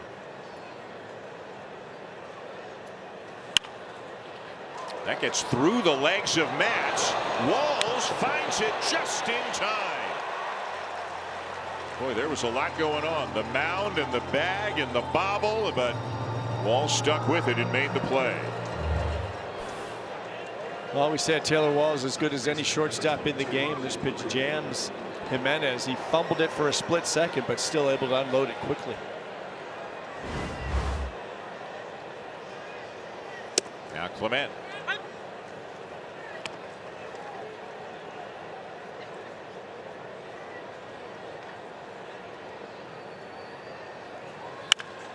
Clement up the middle, and nobody will get that one. Clement's second hit of the ball game. One note on the Okamoto home run, he's 25th. That breaks a tie that he had been sharing for a couple of weeks with Eric Hinsky, the most home runs ever hit by a Blue Jays rookie. And yes, players who have played professionally in Japan are considered rookies, so that's a new Blue Jays rookie record. You see that reaction from the left-handed pitcher Steven Matz. Right away he knew that he made a big mistake because he pulled it. When you pull it, it's coming into his swing path. Smith trying to bunt his way aboard. He'll be retired. Aranda will put the tag on him, but he will be credited with a sacrifice as Clement takes second.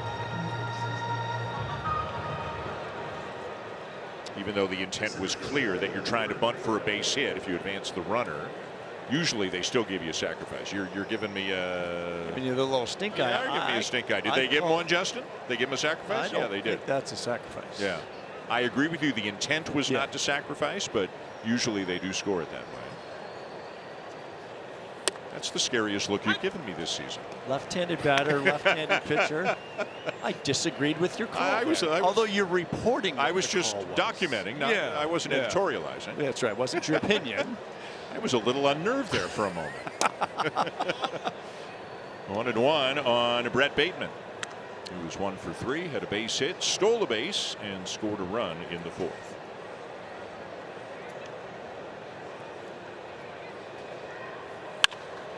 Into left field, it's a base hit. Clement around third. The throw to the plate is up the line, and another run comes in. Second hit of the night for Brett Bateman, and that'll make it 8-3. Well, Carlos Febles knows these outfielders very well, and the Blue Jays in their meetings will go over who it can run on. Well, Chandler Simpson does not have much of an arm in left field. Watch this decision. Let's go. Wave them on. Trying to add on these runs, and sure enough, a very weak and off the mark throw from Chandler Simpson, and Ernie scores easily. Stay aggressive, boys. 2 hits for Clement, 2 hits for Bateman. Here's Lucas. He'll take a curveball in for a strike. It's 0-1. Lucas 0 for 2 with a walk and a run scored.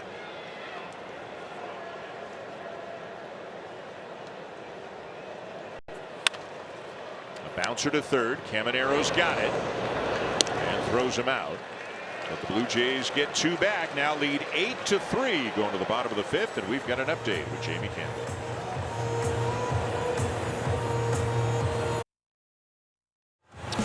Folks, on Friday, August 28th, the Blue Jays will take the field in their City Connect uniforms as the ballpark enters night mode. Catch all the action between the Blue Jays and the Seattle Mariners before summer slips away. Visit BlueJays.com/tickets to get yours today. The City Connect Uni here at the Trop. The Blue Jays up 8-3 going to the bottom of the 5th. And Junior Caminero leads it off against Jose Soriano. This will back up Smith. He knocked it down but couldn't glove it. And there will be no play as Caminero reaches. And at least initially that has been scored a base hit. Caminero hits the ball so hard it'll have a lot of top spin on it. So he backs up to try to get that second hop, but that top spin right into his glove and then right out of his glove. And Josh should be the first one to tell you, you got to make that play. Leadoff single, and here's Jonathan Aranda 0 for 2. Strikeout and a double play ball. One of the big plays in this game with the bases loaded and 1 out in the 3rd, hit into a 3-6-1 double play.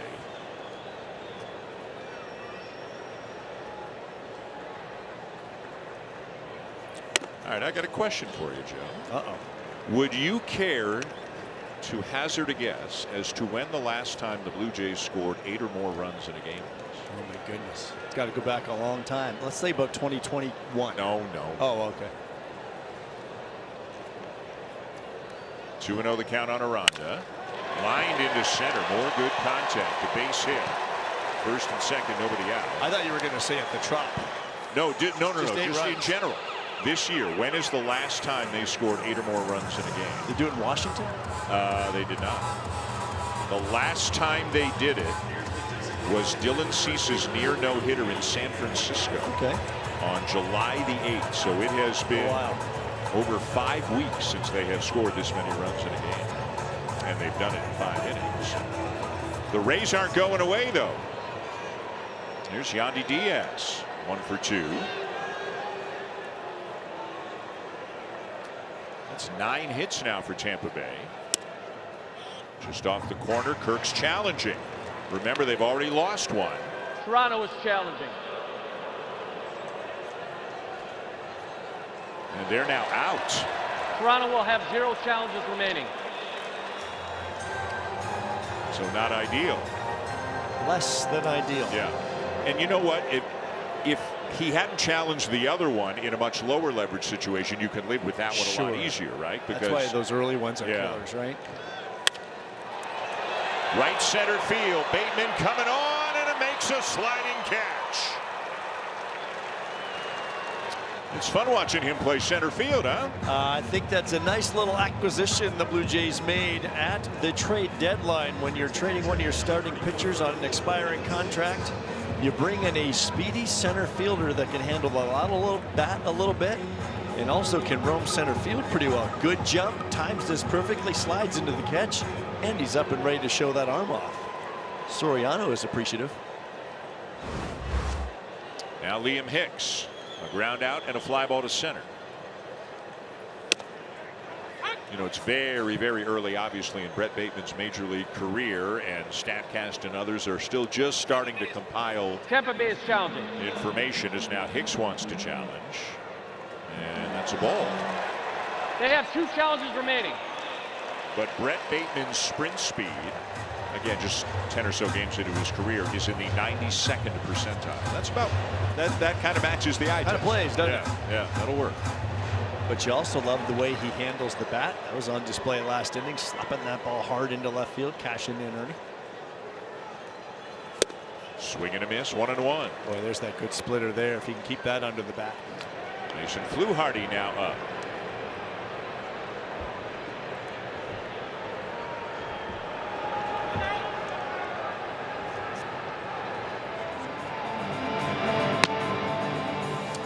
He had a good off day as a guy who has thrown in more games than anybody else in the major leagues this year.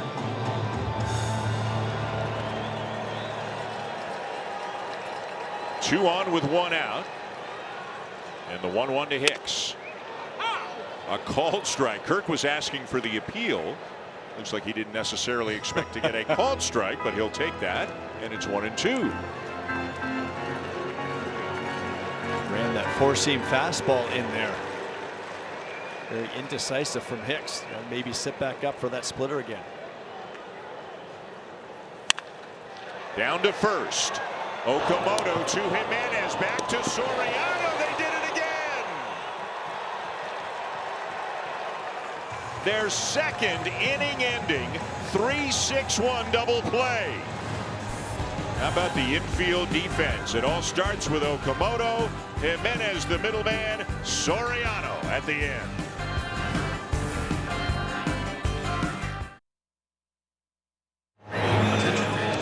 Sign up to become a Rogers customer and watch for Canada's winning inning.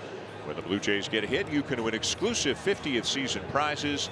Visit Rogers.com today. Well, there have been a lot of hits in this one. The Blue Jays have 12 of them. 3 of them from Alejandro Kirk, including a home run. And they've got an 8-3 lead going to the 6th. Just as important, though, the 2 inning-ending 3-6-1 double plays they have turned tonight is now Kevin Cash has gone to his bullpen again. Righty Jesse Schultens is in the game. And here's Kirk to lead it off. and around. Kirk can't believe it. Obviously, you can't challenge a swinging strike, and they're out of challenges. But you can see by the way that he put his left hand up on his helmet like he was in disbelief that that was called a swing. Schultens has a sinker with a lot of movement. That's you got to get some help on that. That's not even really close. Never mind, didn't get help. And now Hicks is challenging the next pitch. Kemp is challenging. And it's a strike. They have 2 remaining. So the Rays are 2 for 2. They've still got both.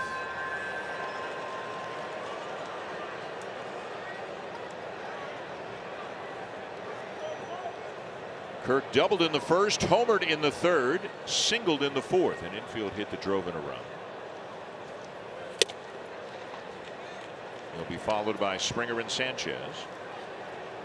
A lot of sinkers and sliders from Schulten.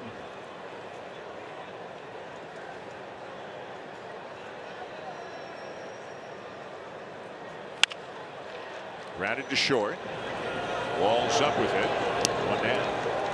Good movement on that pitch. It's another sinker. This one again riding all inside on Kirk, but he still takes a hack at it.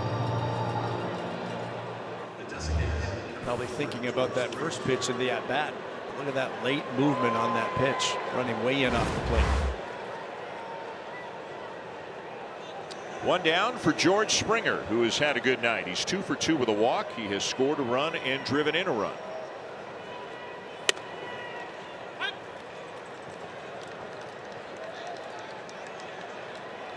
All kinds of things going on the out-of-town scoreboard of relevance to the Blue Jays with so many teams so tightly bunched.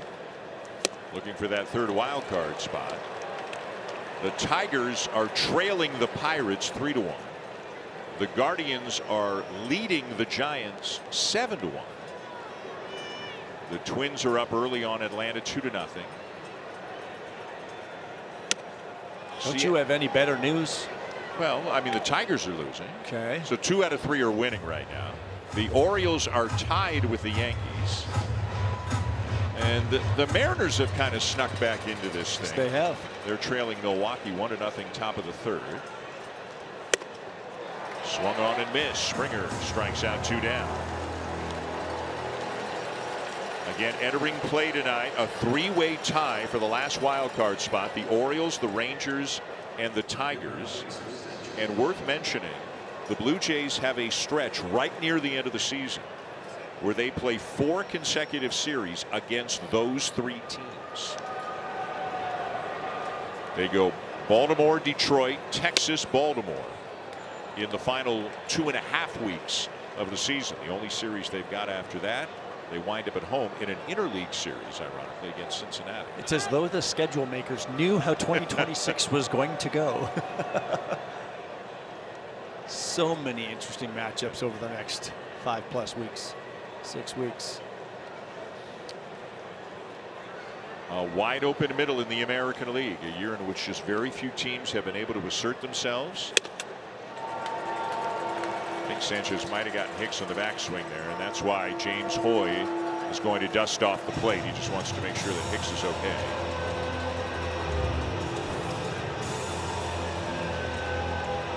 On top of the helmet, top of the mask. He's all right, and it's a couple of strikes on Sanchez.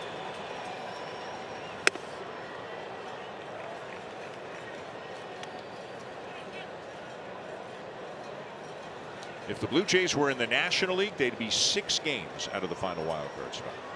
They and all the others in the middle of the American League are fortunate to be in the American League this year. It's usually the tougher league, I think, wouldn't you say so, to try to get in, but this year it's softer in the middle. Definitely. You're already fighting it when you're in the AL East, just in your division alone.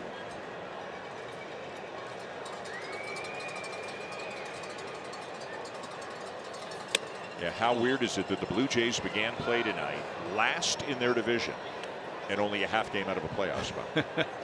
That doesn't happen very often. That tells you the state of the American League, right? But you go by the standings. Yeah. That's how you get to the playoffs. The rules are the rules. That's it. Foul Back, full count still on Sanchez. Because once the playoffs start, I don't think anybody's going to say, oh, did you hear how that team got in? Did you hear how that team got in? No, you're in. You're in the postseason. That's the goal. That's the first goal.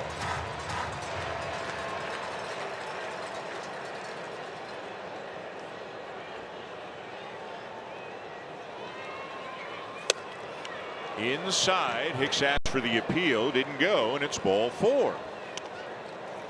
So Sanchez reaches for the second time tonight.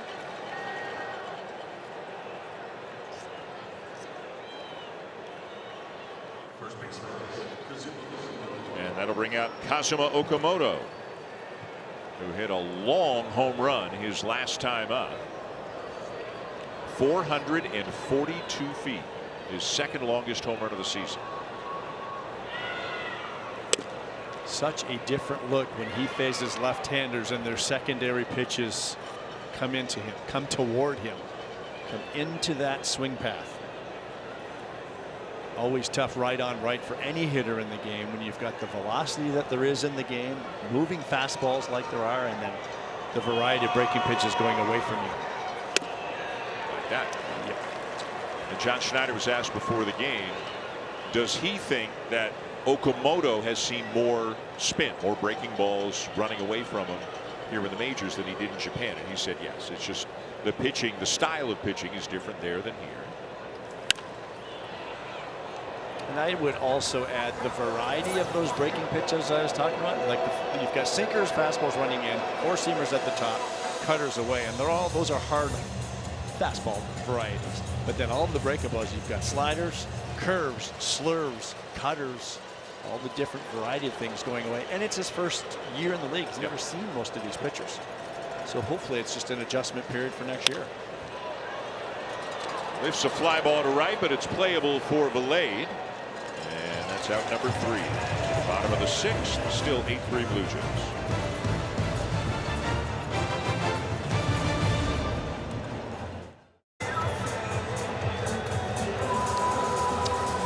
The Blue Jays are back home at Rogers Center on August 25th, 1 week from tonight.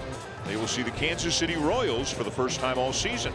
Don't miss your chance to cheer on the Blue Jays while the weather's still good and the roof is still open. Tickets are going fast, so get yours before they're gone at bluejays.com/tickets. Miles Straw has now entered the ball game. He has taken over in left field for Jesus Sanchez. Jose Soriano on the mound to begin the bottom of the 6th. 88 pitches now as he faces Ryan Valade. Second at bat for Valade, had a base hit back in the 4th.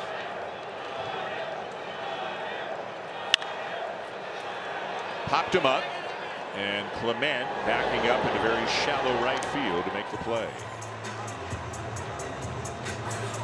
You know, that series with Kansas City that starts next week, or maybe let's back up a little bit. This road trip against Tampa Bay and the Yankees. Everybody knows about this 2-week stretch. Red Sox, Yankees, Rays, Yankees. So far, so good. 5-2 leading tonight. After this week, the Blue Jays don't play another team that currently has a record of 500 or better. They are all sub 500 teams. They are either the teams around them in the wild card race, teams behind them like the Royals and the A's, or one interleague series against the Cincinnati Reds. They don't play them on paper, but on paper, whoops, this is hit high and deep, right center, a long way, but Bateman makes the catch. Boy, Mullins got under it just a tiny bit, and Bateman all the way back to the wall in right center to make the catch. 2 down. Well, Brett Bateman looks very comfortable in center field here at the Trop. He tracks this baseball, knows where he has to go. I asked him earlier today if he would be out early with the roof here at Tropicana Field, and he said he was. Made sure he got some reads, but he has just enough room in front of the wall there. He talked to us. Well, now we got a pitching change. Soriano is on his way out, so we'll hold that thought. Couple of outs, 5 2/3 for Soriano tonight, and here comes Mason Fluharty. Dane Pro, the official dry eye reliever of the Toronto Blue Jays. Here comes Mason Fluharty. Mason Fluharty on for his major league leading 66th appearance, and he was one of 7 pitchers on Saturday against the Yankees. That was the game that Reed Fisher opened up. Blue Jays 4-1 victory. 7 pitchers allowed just 1 run over those 9 innings. And moments ago, a hug between manager and starting pitcher, and an arm around his shoulder, probably telling him why he took him out after 5 2/3. But I think both guys have to be pretty pleased with what they saw tonight. Okamoto back into fair territory to make the catch, and Palacios and the Rays are retired.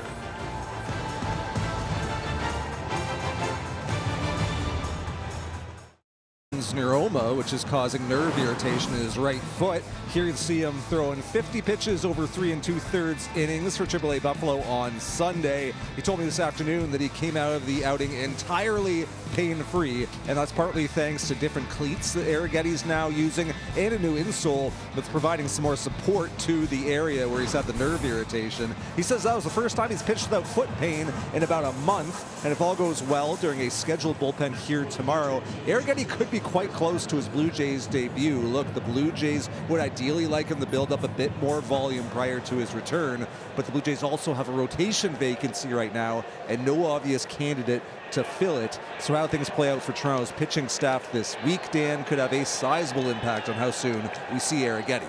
Absolutely. Thank you, Arden. They have a hole somewhere in that Yankees series on the weekend, depending on how they want to deploy people. Arrighetti could be a big part of it. Obviously, Simeon Woods-Richardson could be a big part of it, but you could hear in John Schneider's voice when he talked to us before the game, ideally they'd like him to get the pitch count a little bit higher, but they've got to decide, do they want him for, say, 60 to 70 pitches now, or do they want to cobble something together and then have him for maybe 80 to 90 pitches the next time around?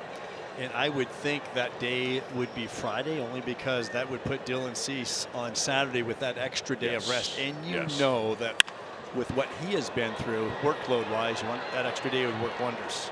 Jimenez with a fly ball to center field. There is some other news. Jameson Taillon, who is on the IL right now with forearm inflammation, told Joe and myself in the clubhouse today it is, quote, very mild. He is hoping to throw a bullpen session here on Thursday. Forearm tendinitis, I believe. Forgive me, is the way that I should be describing it. And he is hoping to throw a bullpen session here Thursday. And he talked to us about how he had 11 days between starts, and then he had a normal start. Then he got DFA'd. So he had 11 days between starts again, and then he made 2 in a row for the Blue Jays. And he said he was throwing his cutter harder, and he was kind of reverting to a slider grip he had earlier in his career. Up the middle, a base hit for Clement, who's 3 for 4. But Taillon feels like he dodged a bullet here. It's minor, and he could be progressing maybe sooner than was expected. And then the last bit of news, and this is further away, but Trey Savage, coming off meniscus surgery, threw on flat ground, as Arden reported earlier tonight, at the PDC in Dunedin, not far from here. And obviously he's a ways away from pitching, but he is able to walk and to throw on flat ground, and they are hoping they will get him back before the end of the season. Wouldn't that be good news? Keep that arm going while the knee heals as much as you can.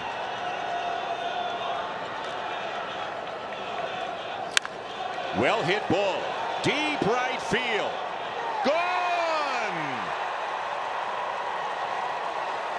Josh Smith with a rocket to right for his 2nd home run as a Blue Jay, his 3rd of the season, and it's 10-3.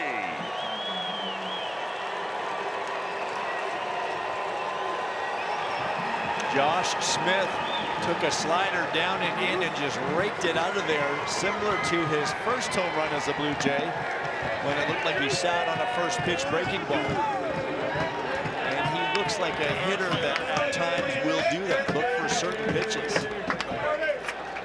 But he cleared this pitch out of there in a hurry.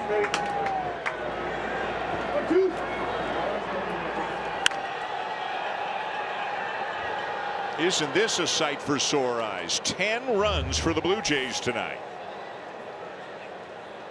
Boy, he got the bat hit out. It was just a matter of whether it was going to stay fair. I thought he hooked it a little bit more, but it stayed fairly straight. Made it just over the yellow line into the first row or two of seats. Now one hopper out to second off the bat of Brett Bateman. He's retired now 2 for 5.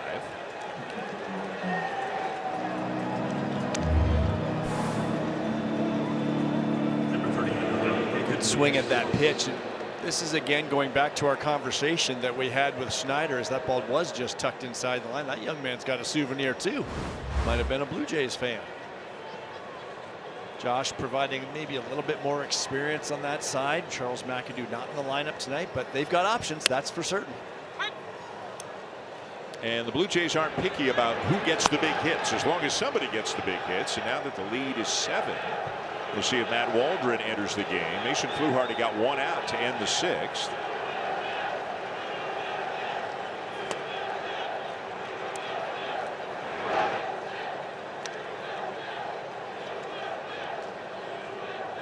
This is where Waldron wants to come in and kind of get the job done so that the Blue Jays don't need to use any of their other leverage guys. And last time I believe it was that he didn't get it done. And that's a frustrating thing, because you know that you have a certain role on the team and you want to come through when called upon. Nathan Lucas, the batter, 0 for 3 with a walk.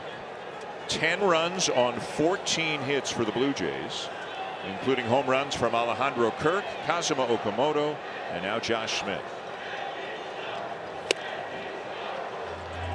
2-2.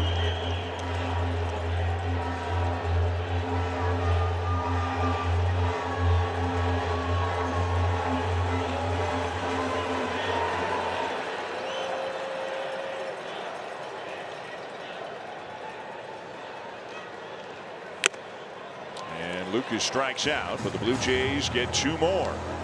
They just keep adding on. It's their 5th 2-run inning of the game. And it's the 2nd Blue Jay home run for Josh Smith.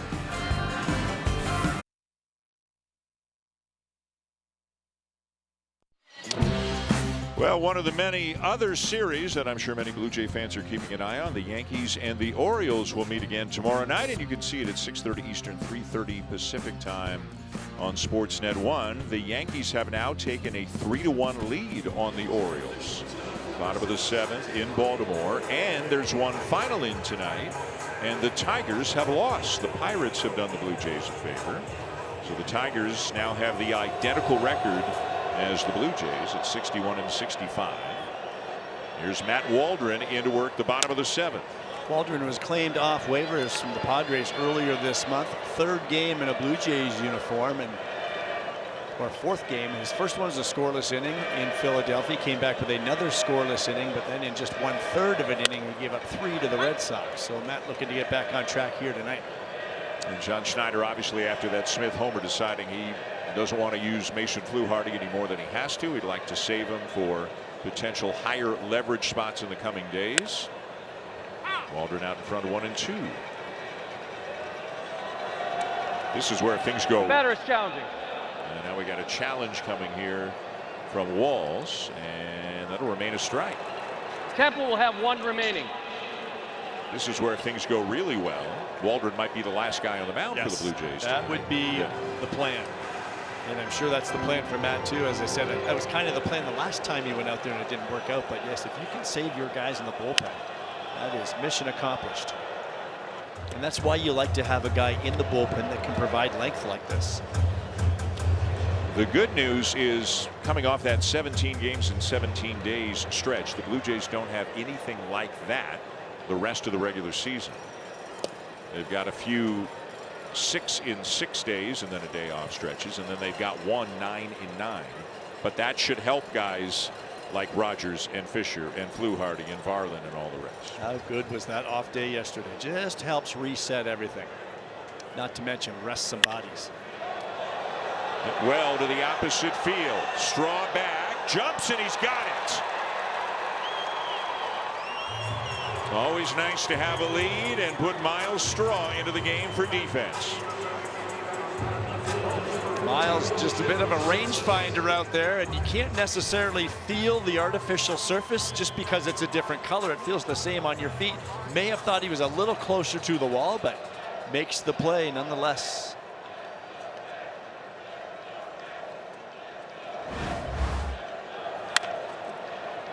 And a bouncer over the head of Smith. It'll be another hit for Simpson, his second of the night.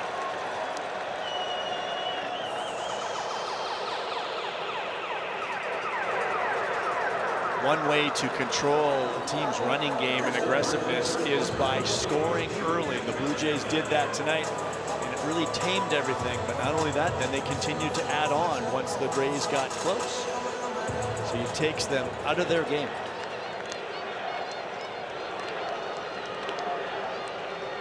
Junior Caminero, the batter. So you've got a guy with 35 homers at the plate and a guy with 35 steals at first. But as you say, down 7, they'd have to be 110% sure they can take the bag to risk it. And while Simpson steals a lot of bases, he's been caught several times too, so it's not a gimme. He's got to make sure he's got the right matchup out there. Yeah, he's actually been caught 12 times. So his stolen base percentage on the season is a little bit below the major league stolen base percentage. They run a lot. They do run a lot. They run a lot, and even against the Blue Jays, they've stolen 16 bases coming in, but it's 16 for 23. That's only 70%. Ideally, you want to be closer to the 80% number. Caminero with a fly ball to center. Bateman has it all the way. He has not had any trouble with the roof here at the Trop here tonight. 2 down. Well, getting back to what we're talking about, talking to Brett Bateman today in the roof here at Tropicana Field. Yes, he was going to get out early, but I thought he brought up an interesting point to us. He played at the University of Minnesota. They play their home games at US Bank Stadium at times. So similar type thing where you've got the roof and the different colors. And this, of course, is a new roof now with the Hurricane. And it's a bit of a thinner layer now. It's much darker as we sit here right now. When we got here this afternoon, it was basically white because the sun was still shining brightly outside.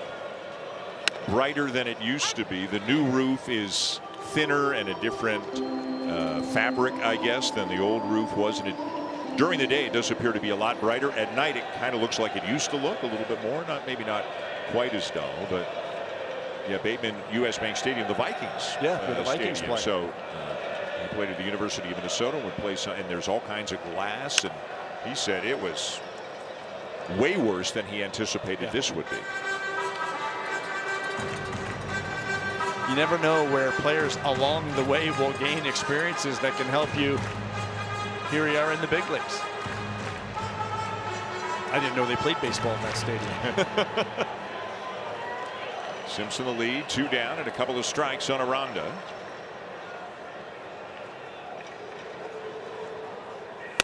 And a swing and a miss. Waldron gets him and works a scoreless bottom of the 7th.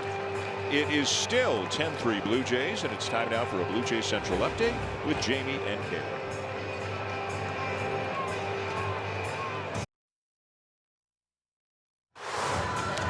Well, one lucky fan became a millionaire on Sunday, and now you could be the next one. It's already over $400,000. Sales are open for Jays Cares Hall of Excellence 50-50 jackpot. You could win incredible memorabilia as well from Blue Jays legends such as Buck Martinez, Joe Carter, and more. Visit BlueJays.com/5050 to get your tickets from participating provinces. Top of the 8th inning. Dan Schulman, Joe Siddall, Arden Zwelling. The Blue Jays 10. Their biggest offensive outburst in a while, in about 5 weeks. The Rays 3. And Alejandro Kirk has been right in the middle of a lot of it. It's a one-hopper sharply, but a right at Jonathan Aranda, who will make the play. So Kirk is now 3 for 5, including a home run and a double.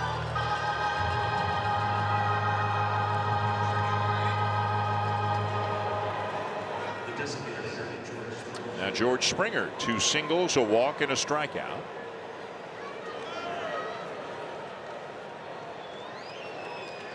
Blue Jays will be facing a very good pitcher tomorrow night in Drew Rasmussen, and they've had a little bit of success against them. They've nicked him here and there this year, but he's got a 2.78 ERA. He came in to action tonight, 6th in the American League in ERA. And he's now 5th because Nick Martinez was 5th, but he's now moved down because of what the Blue Jays did tonight. And Max Scherzer will be on the mound for the Blue Jays. A little different feel, too, than facing a Nick Martinez. Oh, yeah. Right? Drew Rasmussen is legit. Not that Nick Martinez is not. But he's a guy that continues to, he did it twice against the Blue Jays, Nick Martinez did, but he felt like that's a guy you can get. And I thought the approaches were really good tonight. Caleb just highlighted Kirk's approach there. And I thought there were lots of approaches up and down. George Springer got this thing going on. After Kirk doubled, he hit that RBI single just to get them on the board. And how good is that in this building? Springer lifts one down the right field line. It's a fair ball. Valade cannot quite get to it, and Springer's got himself a double. And he will take it. Splitter that just hung up in the zone, up and in, and George got jammed, but he just drops it inside the line. A game of inches. He placed it perfectly between the line and the glove. But that RBI single of George's in the first, it was a sinker in, and it just got me thinking about how Nick Martinez had pitched them before, and you know that he likes to sink it in, and just wonder if he brought that information to the plate with him. It paid off. Now Miles Straw, his first at bat, a sharp one hopper to third. Caminero bounces it across, and Aranda cannot come up with it. And Caminero will likely be charged with the error on the play. Caminero took so much time. There was no rush at all, but he just fired this ball and it dipped down into the ground, and Aranda cannot pick up his teammate. Threw him a sinker.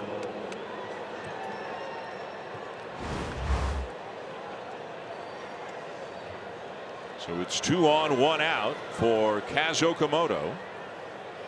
The air does indeed go to Caminero as he bounced it across. Okamoto, a big hack and a foul bat. 1 for 4, hit a solo home run on the 5th. Boy, he had a good hack at that pitch too, and that's one of those sliders that backs up and does stay middle in.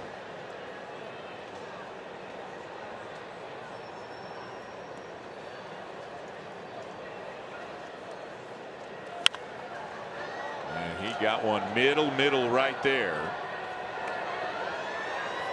A sweeper that was over the heart of the plate, found it back. He just has that little, watch that front side open up. That stripe just opens up enough that goes toward the end of the bat, and he loses the barrel just a hair.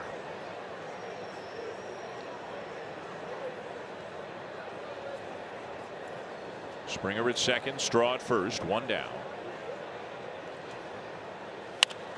Reaches for it, grounds it to short. The second one on to first, not in time. Aranda's pointing into the dugout, and let's see if Kevin Cash and the Rays are considering a challenge. I think he beat it. Yep. I assume thumbs up is waving it off, so he is safe. It'll be a fielder's choice. First and third, 2 down. Good job by Okamoto in a 10-3 ball game. You don't want to pull a hamstring or anything, but just get down the line at a pretty good pace. He does just that. It's a slow developing play, and he beats it out.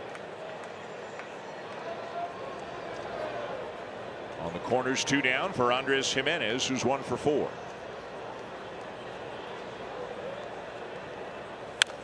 Now it's straight back.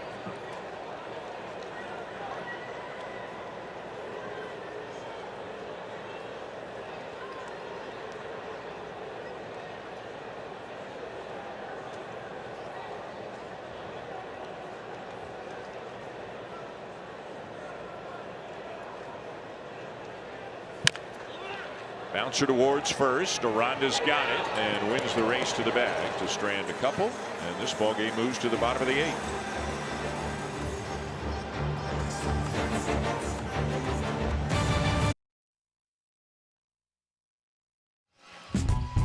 Make the most of summer before it's time for back to school on August 30th. Join the Blue Jays for the final Junior Jays outdoor program of the season, including games, performers, and more. Get your tickets now at bluejays.com/tickets. Bottom of the 8th inning, and the Blue Jays are up 10-3. Matt Waldron beginning his 2nd inning of work. The batter is Yandy Diaz. Diaz up the middle, diving stop. Clement, the throw, not in time. Boy, A for effort from Ernie Clement. And getting helped back up here by Jimenez. Looks to be okay, but just could not quite get him. He did everything in his power to get him diving to his right. Comes up with the baseball cleanly. He gets a lot on his throw.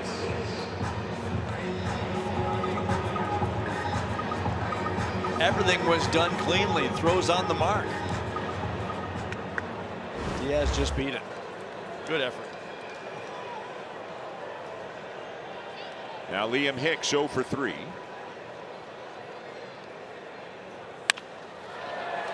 And that's up the middle, a base hit.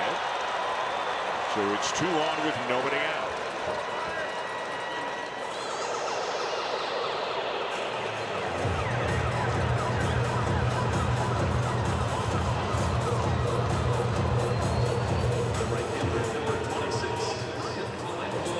Ryan Valade will come up. And John Schneider and Pete Walker would love to get everything they can get out of Waldron in this game and use as few out of the bullpen as possible. We'll see how this inning goes. Valade 1 for 2, singled and scored in the 4th.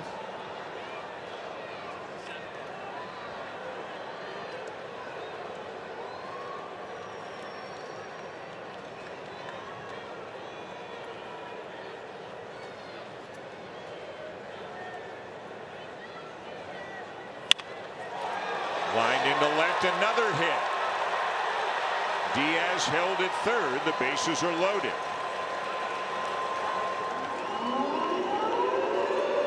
Well, they're not waiting around, are they?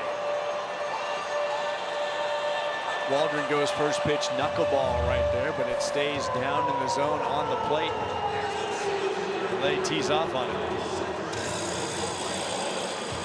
Frustration for Waldron. 3 straight singles. And now it looks like Spencer Miles is going to get up. Was up very briefly earlier in the game. Here's Cedric Mullins. Knuckleball pops out of the mid of Kirk. So he's using the Waldron mitt right there. Yep. It looks like the Waldron mitt. Most knuckleball pitchers will have their own catcher's mitt for their catcher. It's the one that Alejandro didn't think was broken in enough the first time he caught him. He used Vladimir Guerrero Jr.'s first baseman's glove. A little bit in, 2-0.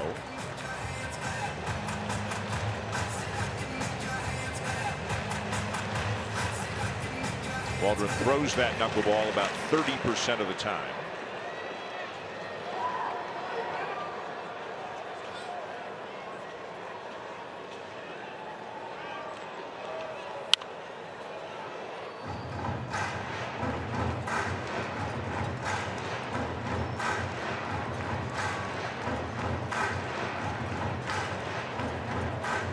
Diaz at third, Hicks at second, Valade at first, and nobody out here in the bottom of the 8th.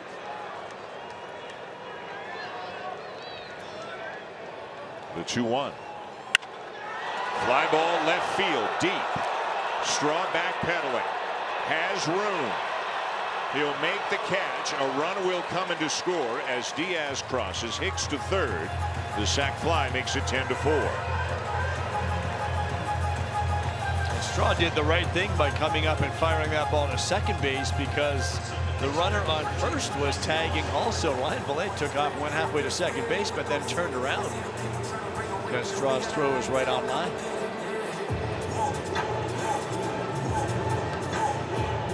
So it's first and third, 1 out for Richie Palacios as Miles continues to throw in the bullpen.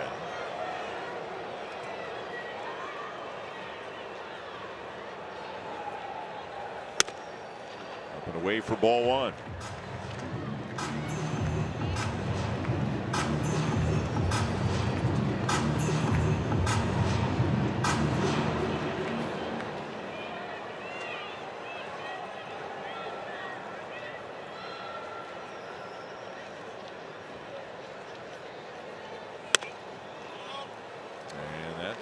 Misses as well, again high, and it's 2-0.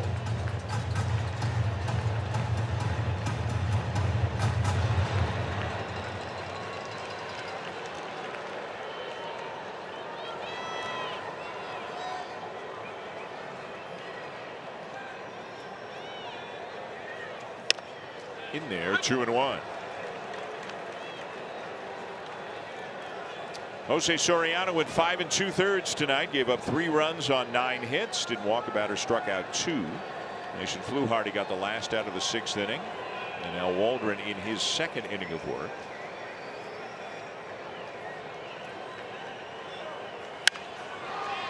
Another ball in the air down the left field line. Straw sliding. He caught it.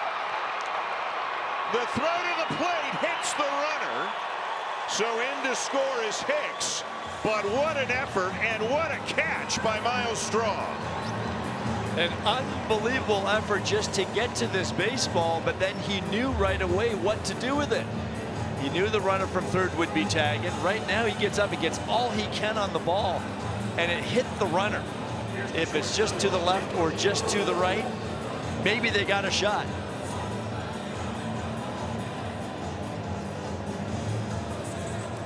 That is a great play, and for what it's worth, had he not caught it, third base umpire John Lipka said that was a fair ball. I'm not convinced it was a fair ball, but he said it was a fair ball, and had he not caught it, we would have seen where it landed. But either way, what a great effort by Miles Straw. And the Blue Jays will give up the run to get an out like that. 2 down now with a runner at first, and it's Taylor Walls.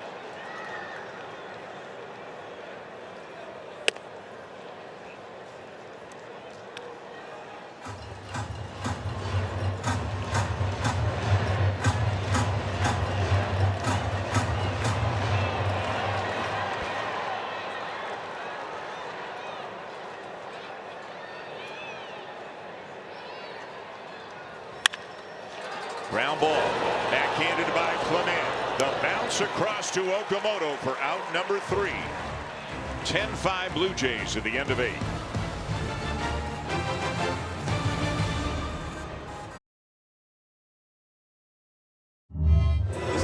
So it's 10-5. This goes back to the bottom of the 8th inning, and this is Andres Jimenez saying, hey, let's just check to see if the runner left third a little bit early. Remember the 4th out rule? Not necessarily the case here, but you know the Blue Jays are dotting their I's and crossing their T's. Now, there is never any harm on a sacrifice fly when the runner is safe. Just flip it to third, touch the base, and the umpire will say whether it left early or not, but no harm done. Might see that more into the future. How about the night that Ernie Clement has had? He has 3 hits in 4 at-bats, all singles. He has scored 3 runs, and he's had 4 or 5 plays up the middle where he has made the play. The one he couldn't get the out at first, despite a great effort and a very strong throw. But he's put in a good night's work on both sides of the ball here tonight. You talked about how many hits there have been tonight. It feels like a lot of those hits, too, have been bouncing through holes and into the outfield, just out of the reach of infielders or in between them. We've seen a lot of very good defensive plays. Grounded to short, out number 1.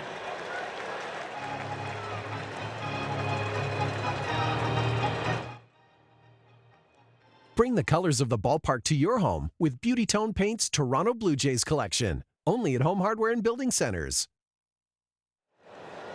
Josh Smith hit a 2-run homer his last time up. One of 3 home runs on the night for the Blue Jays.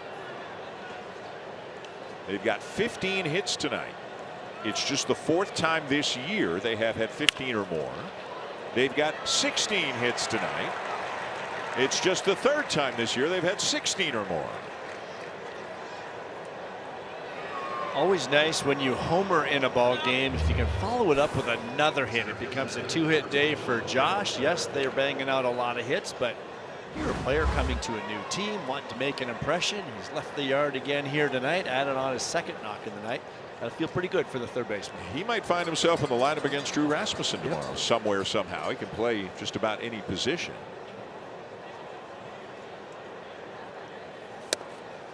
So this is a true story. Bruce Bochy, back in the glory days of the Giants. This is before analytics really took over. And Bruce Bochy, always an old school kind of manager. He had a policy. If you hit a home run, you were in the starting lineup the next night. Love that. I'm not kidding. It was a real thing. And he just figured out a way to get you in there no matter who you were. Ground ball to first. Aranda to Walls. And not in time at first. Schultz never got to the bag. So Bateman, who runs very well, is aboard on a fielder's choice. You see base runners do this all the time, Dan, and this time it's Josh Smith. The ball hit right to the first baseman. You know the throw is coming. Watch the route he takes to second base. That's not too straight, is it? Little tactic. You're just trying to get in the way of that throw a little bit without making it too obvious. There had been much more obvious than, than that, but that is angled a bit, didn't he? Just trying to make the throw a little bit tougher. He was the victim of the play at third base the other day against the Yankees when the third baseman Jose Caballero was trying to block him off. He was the runner tagging on a fly ball. Caballero trying to block his vision so he couldn't see the outfielder receiving the baseball. All these little tactics in the game. As old as the game itself. Nathan Lucas would love to get in on the hit parade. He is 0 for 4 with a walk tonight. Did score a run back in the third.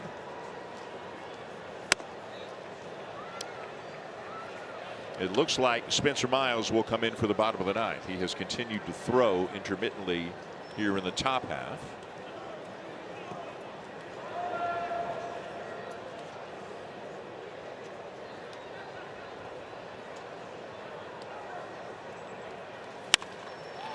And there is a base hit for Nathan Lucas. A liner into left. Up to second goes Bateman. Nathan on for his second time tonight. He can go down and get these secondary pitches, the off-speed pitches, as well as anyone. Splitter down in the zone, and he sinks right into those legs, driving it the other way. So now 17 hits, the second most they've had in a game this year. They had 20 back on May the 9th against the Angels when they beat them 14-1. Alejandro Kirk's got 3 of them.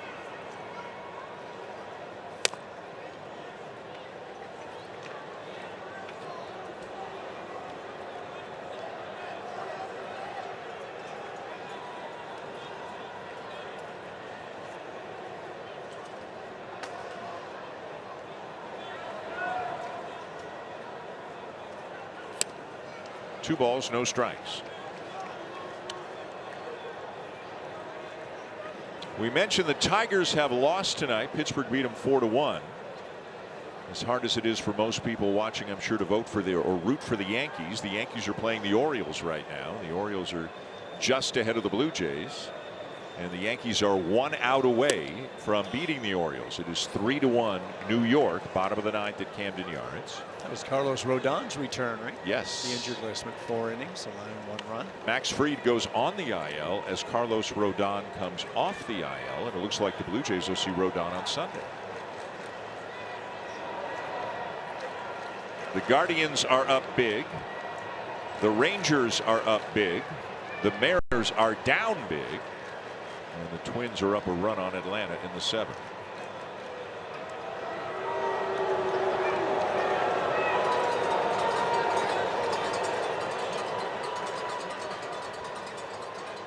Only about 6 more weeks of this, right? Then hopefully a little bit more after that. Oh, yes. 3-0 green light. Fouled off. Alejandro's feeling it. He is in a good spot at the plate. You can see when he is strong, healthy, aggressive. He has hit the baseball rather hard consistently. Yep, peaking at the right time. The last few weeks he has looked like himself again. Grounder to short. Walls will go across the diamond to get him. And it's on to the bottom of the ninth here at the Trop. Miles coming in with the Blue Jays up 5.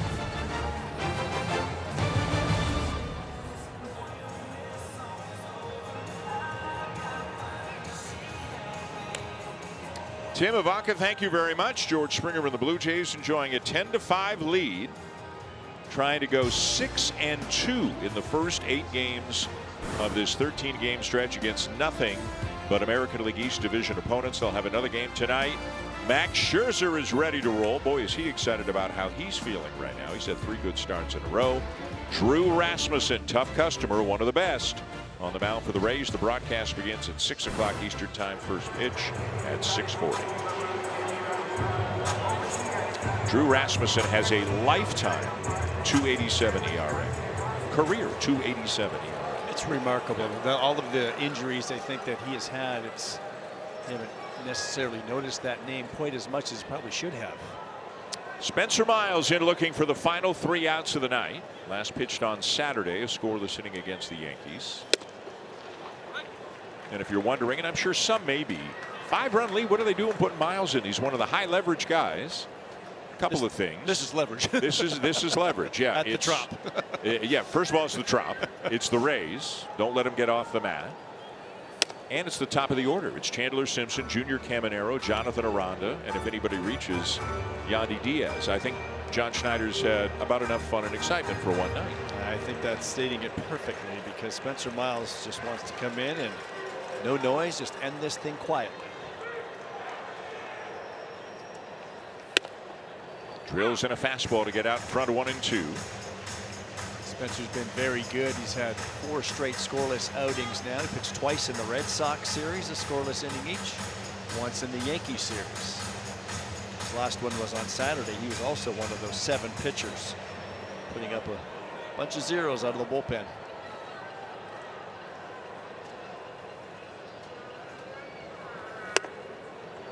They have gone final in Baltimore. The Orioles have lost. This is crazy, Joe. So Texas is 61-64 right now. 5 teams are 61-65.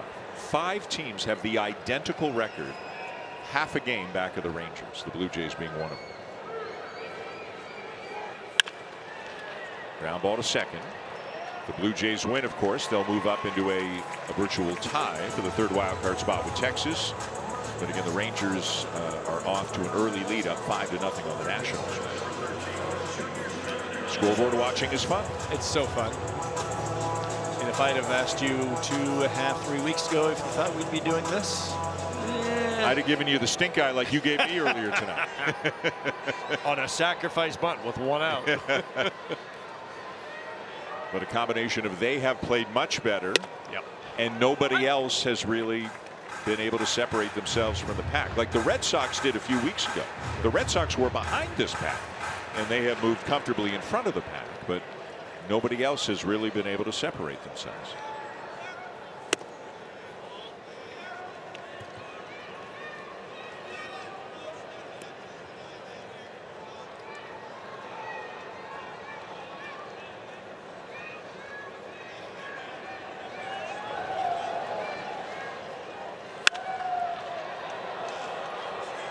Up in the air, shallow center.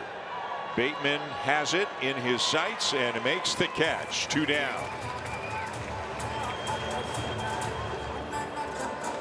And you often see funny look after you catch a ball at the Trop. You often see little giggles and smiles and winks. We've been saying he's probably playing it off very well. It seems as though he's been seeing the ball very well tonight. No problem at all, but maybe not. Making it look easy. You know, one of the things the Blue Jays need to solidify for next year is a leadoff hitter. The other is a center fielder, and they're hoping they've got both of them in the same guy standing out there in center field tonight. Certainly got a lot of the traits that you are looking for, right? Goes and gets him in the outfield. Good jumps, great speed. Loving the way he's swinging the bat. We see that deep breath that he takes. He does it in the outfield as well, not just in his at-bats. Aranda with a fly ball to left field. It is playable. Straw is there, and he's got it. And the Blue Jays come into the Trop and break out the lumber. They scored 10 runs on 17 hits. They hit 3 homers. They're now 6-2 in this 8-game stretch. And they take the opener by a score of 10-5. So good to score early runs here at the Trop. The Blue Jays did it in the very first inning against Nick Martinez, who has had their number on a couple of occasions this season, but they didn't just score early, they added on. The Rays tried to get back with a 3-run 4th inning. Blue Jays responded right away with 2. The offense was firing on all cylinders tonight. Max Scherzer will take the mound tomorrow night, and we'll have it for you. The broadcast begins at 6 Eastern, 3 Pacific. Time now for Sportsnet Central, presented by KFC. Here are Tim and Ivanka.